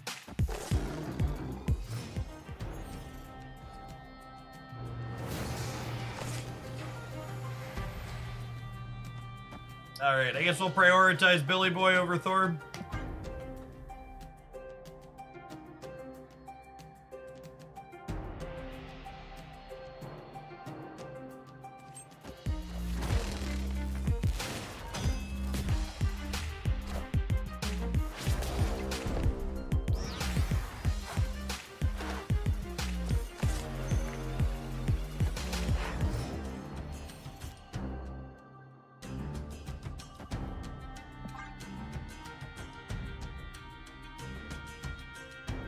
Unfortunate at the start of the season I bought the pass and now I'm mustering a little motivation to slog through the metagame to get my money's worth.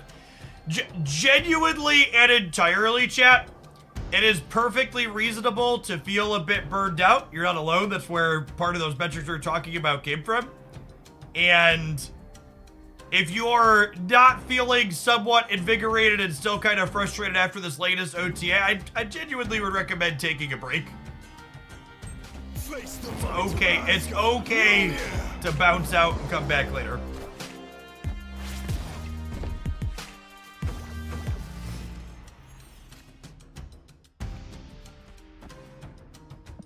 Excited for our hammers to get leached, gamers.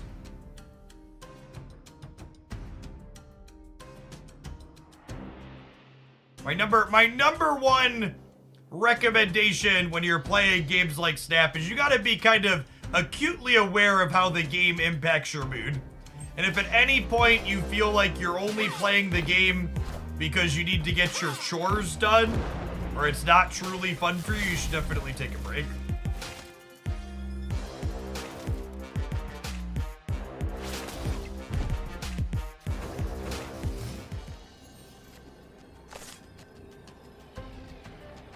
Doctor Doom and Grandmaster are the cards in my deck.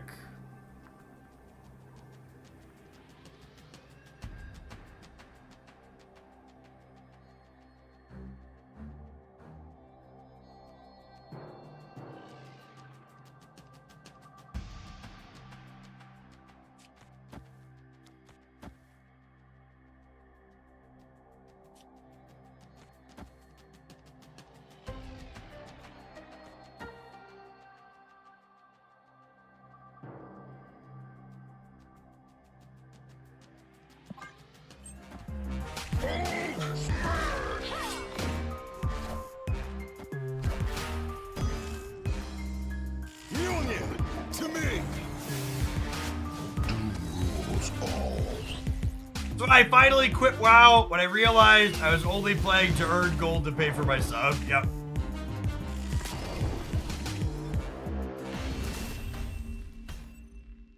Victory. All of these games have a very predatory psychological loop designed to keep you playing even when you're not having fun. And I think, you know, Snap's dailies are pretty quick. Doing that for like a week while you wait for an OTA or something is fine. It's 20 minutes a day. But if it gets to be more than a week or two, or it's been a couple of update cycles and you're still just not feeling it, bounce for a little bit, you can come back later. One of the great things about the Spotlight Cash system is the fact that it makes catching up when you come back better. You know, especially if you're someone who you're feeling kind of annoyed and you realize as you're going, like, every Spotlight Cache only has one card you're missing in it. Come back in a few months, though, should be Spotlight Caches where you're missing 2 and 3 cards, and you really even aren't behind at that point.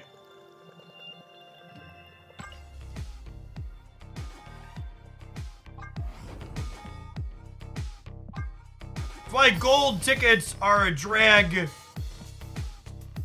I stopped opening caches mid-season. Chat, I'm gonna let you in another little secret. Learning to not feel bad about currency you're spewing in games like this is another big part of it. See these 8 infinite tickets? I'm not sure if I'm going to use any more of them. I'm almost assuredly not going to use all 8 of them.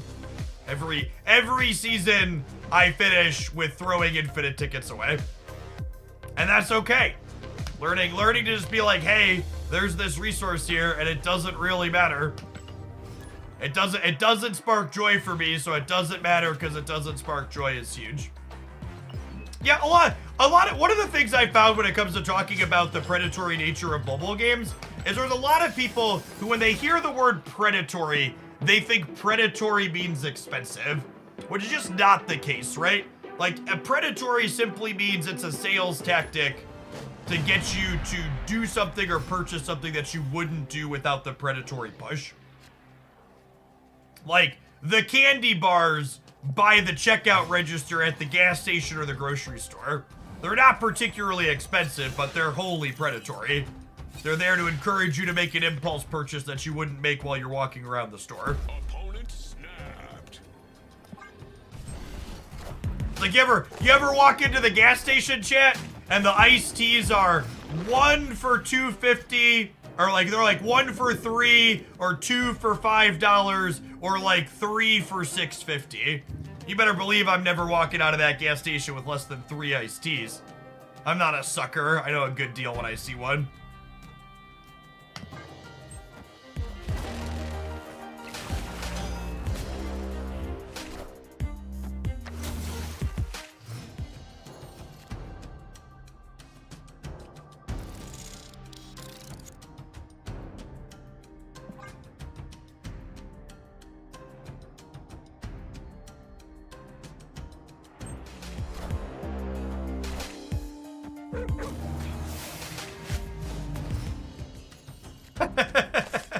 Awkward.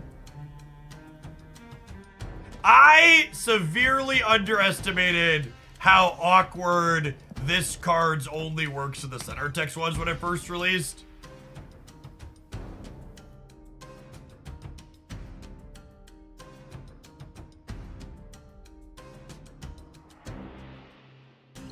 Face the might of Asgard. Mjolnir. Miniaturized lab existing in this game didn't help us at all, but I am Iron Man.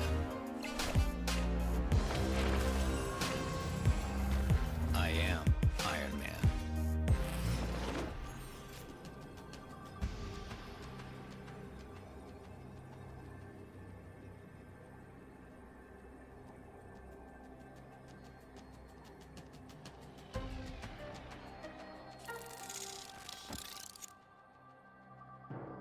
super dead.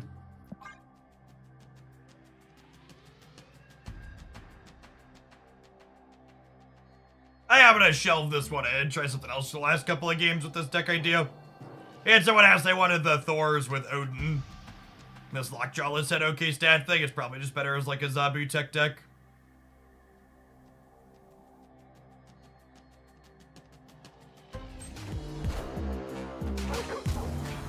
Dr. Doom!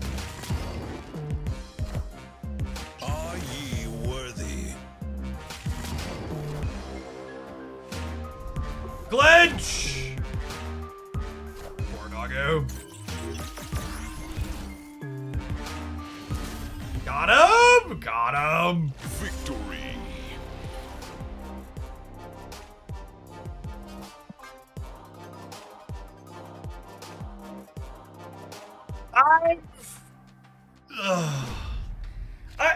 I'm hoping that maybe they didn't change Zabu in the OTA because they've got a change in the works coming for. Opponent snapped. They got a change in the works coming for the patch on the 12th, but who knows?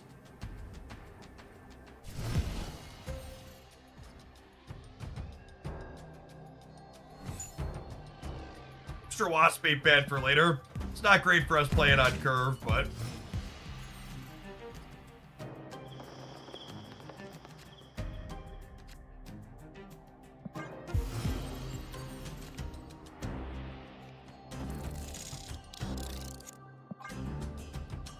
Happy Saturday, Wando.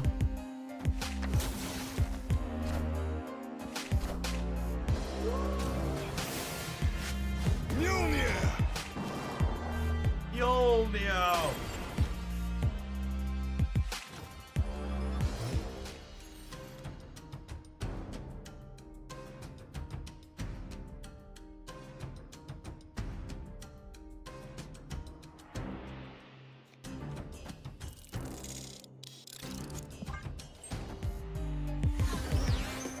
An extra negative card here, which is scary.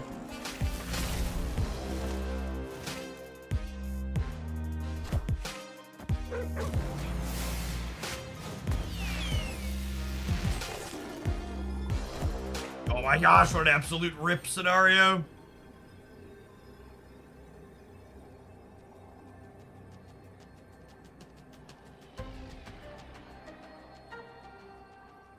Actual, just like, worst permutation we could have had in the left.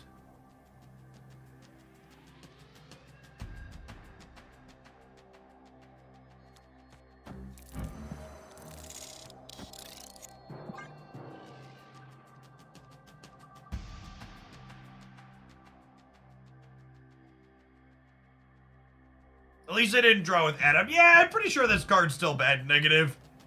You just like would rather just play a good card to invert with negative rather than trying to play this to draw another. Like there's plenty of cards that are strong with negative.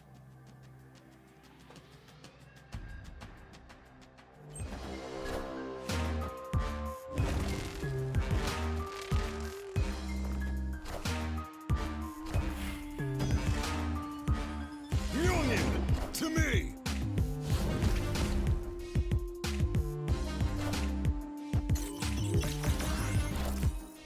Out of one hit, two more shall take its place.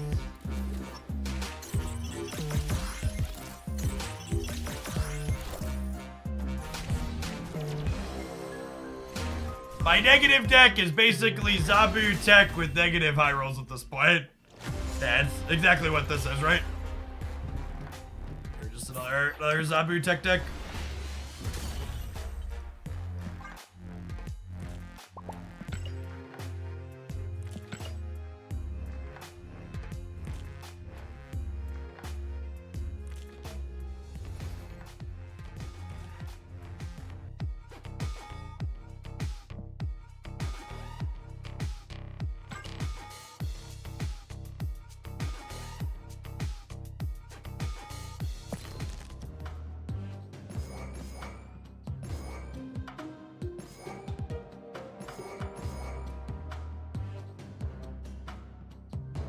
What do I want the other half of this to be?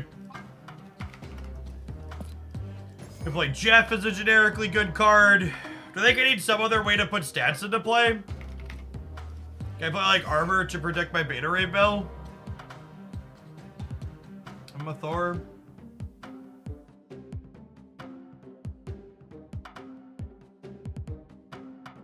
Miss Marvel. I don't know that I even want to play Wolf. I don't know that I have room to play a bunch of one energy on reveals. I guess you could like lean on just the hammers.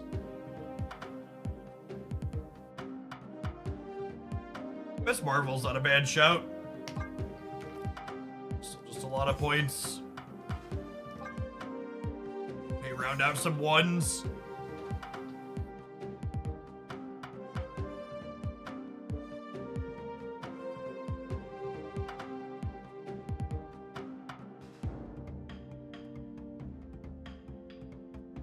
Echo could be okay. Like Iceman or Ham. Maybe I want like one more 3 Mobius. Just for other people playing cost reducers. It's a pretty reasonable generic pile of cards. Hey, the Hunter Wild, thanks for the 7 months. I appreciate that. Welcome back. Where's Loki sitting right now? So Loki is one of those popular decks on the ladder per untapped metrics, but it also has like pretty aggressively middling stats. Feels like Loki was a comfort pick people defaulted back to. It doesn't look super impressive right now.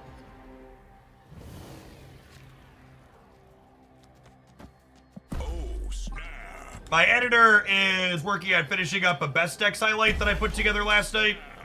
So we'll have a formal best decks review on the Hooglandia Step YouTube channel here in a little bit.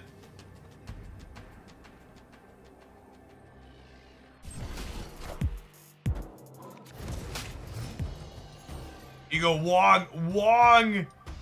What's it called as a backup play? Yeah, maybe. Well, I draw another 2-drop here, so you go 1-drop, 2-drop, and then close on Miss Marvel. Easiest game of Marvel Step I ever played in my life.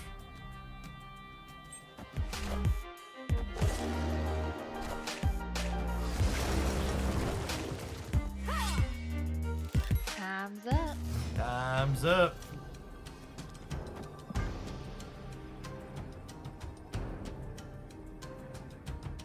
Yes, they are a Thanos deck, so we could get Reality Stone tier in theory. Well, they didn't have that early.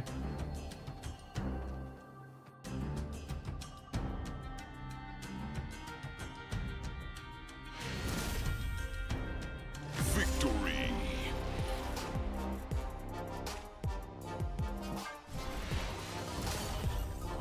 It's a TVA game where they didn't have any stones, not a whole lot they could do there.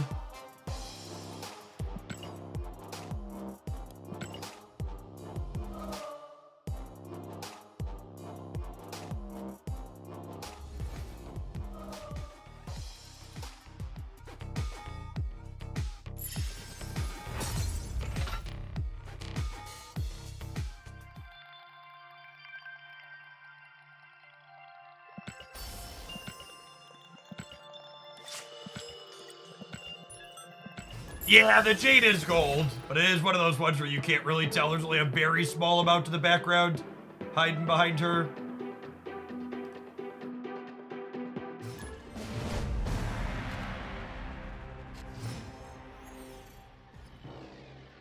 Is Blob worth getting for 6k tokens? I mean, no, that's not.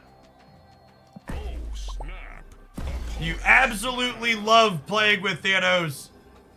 It's probably still not worth it. You probably just play a different 6-drop, but Thanos is like the one deck where he's played. Is gold inked possible? It is not.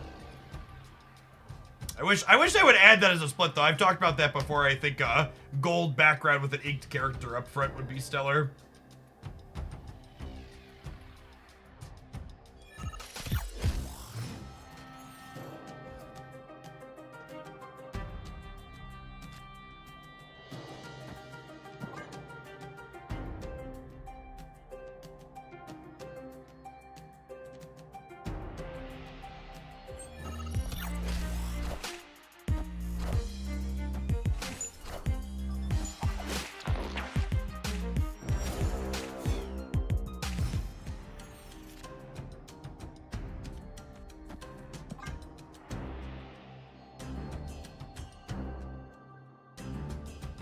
The default background with border effects. Yeah, I'm really surprised they haven't added that one yet.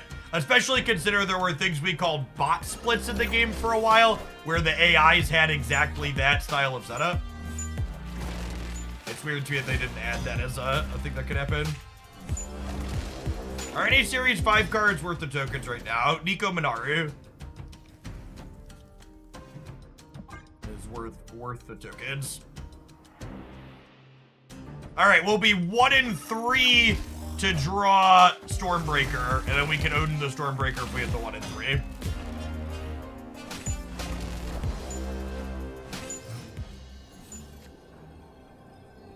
Unlucky.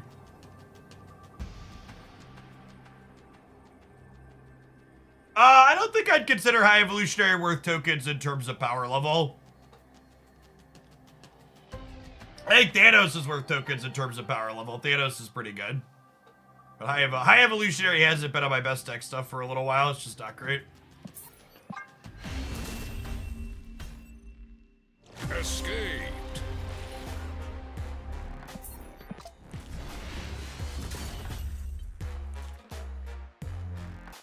Hey, boy. Yeah, High Evolutionary got power crept is accurate summation of what happened there. I don't even think it had anything to do with the nerfs. He was still, High Evolutionary was still very competitively viable for a long time after it got nerfed.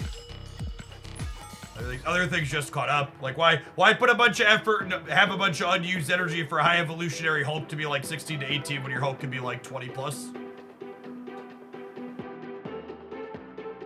Blob can be 20 plus. For the Thanos is not playable without Blob. I think any singular individual card in Thanos doesn't have a huge impact because you have an 18 card deck. So there are a lot of games where you don't see specific cards in your deck list. Swapping out Blob for Giganto or even just Hulk in Thanos is fine. It's obviously worse, but it's still fine. Also, like, if you're gonna come in here and argue with me that you think the card is worthwhile after I tell you it's not worthwhile, just buy the fucking card, gamer. Don't come into a Twitch channel and ask the streamer to validate you. If you feel so strongly you're gonna bicker with me about it being worthwhile to buy, just fucking buy it. You clearly want it. Spend your tokens on cards that you want to play with. Stop min-maxing the fun out of your game.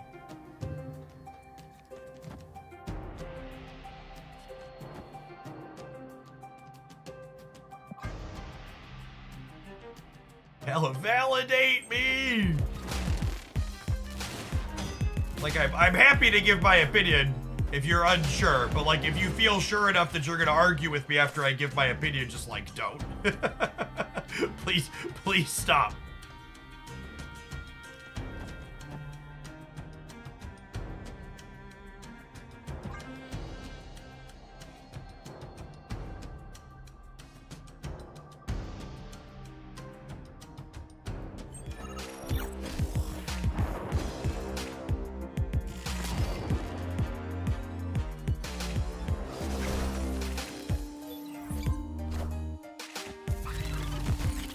one of the truest things I ever heard from a game designer was gamers will always optimize the fun out of the games that you make, and your job as a good video game designer is to make it so doing the optimal thing is fun.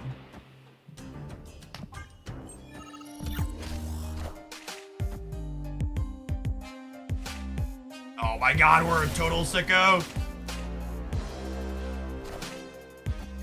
Beautiful.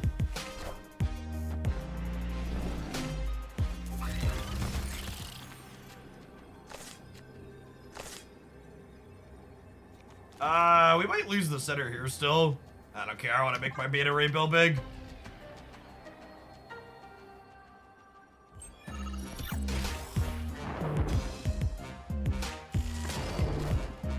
I don't know if my body's ready to be Shang-Chi here. Oh, yeah. Oh, yeah. That sweet, sweet Silver Surfer Shang-Chi.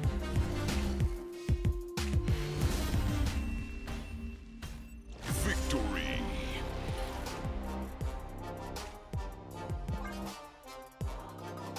Classic Silver Surfer Shang-Chi.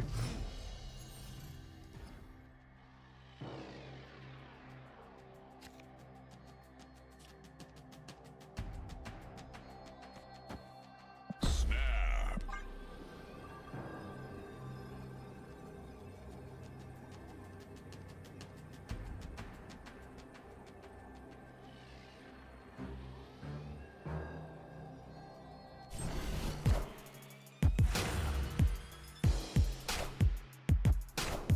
Yeah, I mean, for the record, I think this needs me to clarify. I am not criticizing my opponent's deck building with Zabu and Shang in their Silver Surfer deck. I am simply lamenting the fact that what they're doing is probably optimal. Just for the sake of clarity. I think they're probably right. And I think it's annoying that Second Dinner doesn't understand that the fact that this is right probably means something is wrong.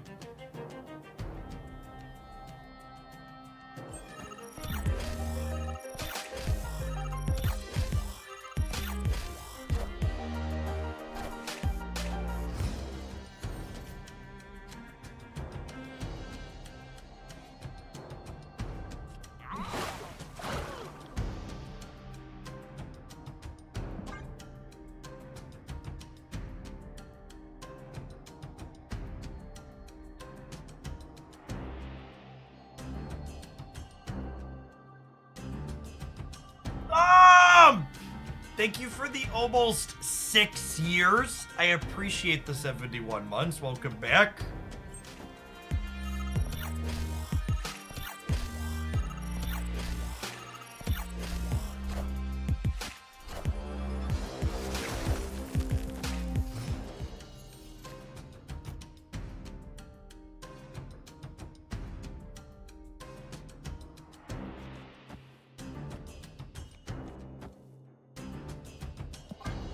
I think it's probably just like Thor owned in the center and hope that 25's enough there.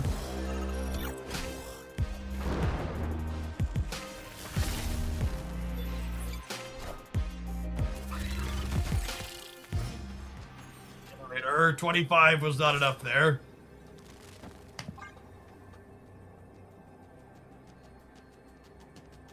Lost an 8-cuber as Tribunal yesterday to a Destroy player running Enchantress.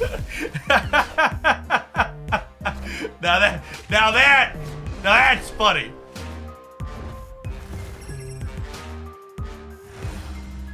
That's funny.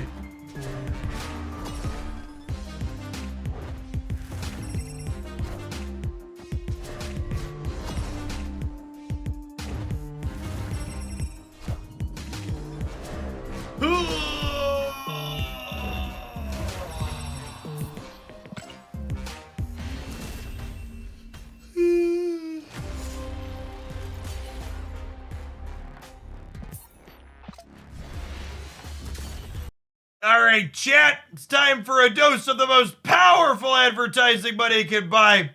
Shout out to The Walking Dead, the ones who live, for sponsoring the next couple of minutes of the stream.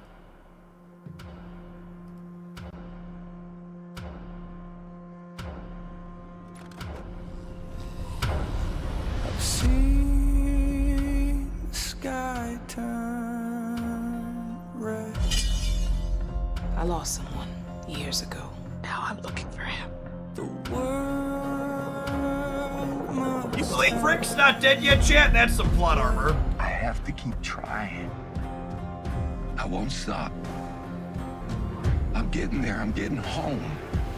fields of ashes in my head. It's been so long. Your phone, you know what it says? The Japanese? Believe a little bit longer. This is the most powerful military on the planet. Why do you even think I'm gonna go along with all of this? Because everything will change. Burn it all Morning, terrible. again. We're the last light of the world. You have to know that. This is not the answer. It must end. This isn't everything! You don't get to choose for the world! You don't get to choose for me. This is all I have left. This is all you have left to. She's not gone. There has to be a sacrifice. It's a broken world, so put it together. We couldn't do anything. Burn it all up. All new Sundays at 9 p.m. I have a couple of talking points here. They say that The Walking Dead, The Ones Who Live is the 6th spinoff and overall 7th television series of The Walking Dead franchise. It follows the love story of Rick Grimes and Michonne in a changed world. Premieres on February 25th, 2024. So the first episode was out last week on AMC and AMC Plus. Check them out. Gamers, I'm going to go ahead and call it a short stream this morning. I'll be back on Monday to do our nice full day for the last day of drops. I'll be doing a season rollover stream as well on Tuesday. Thanks everybody that dropped by for our short Saturday morning stream here. Let's find someone to raid on our way out the door, huh?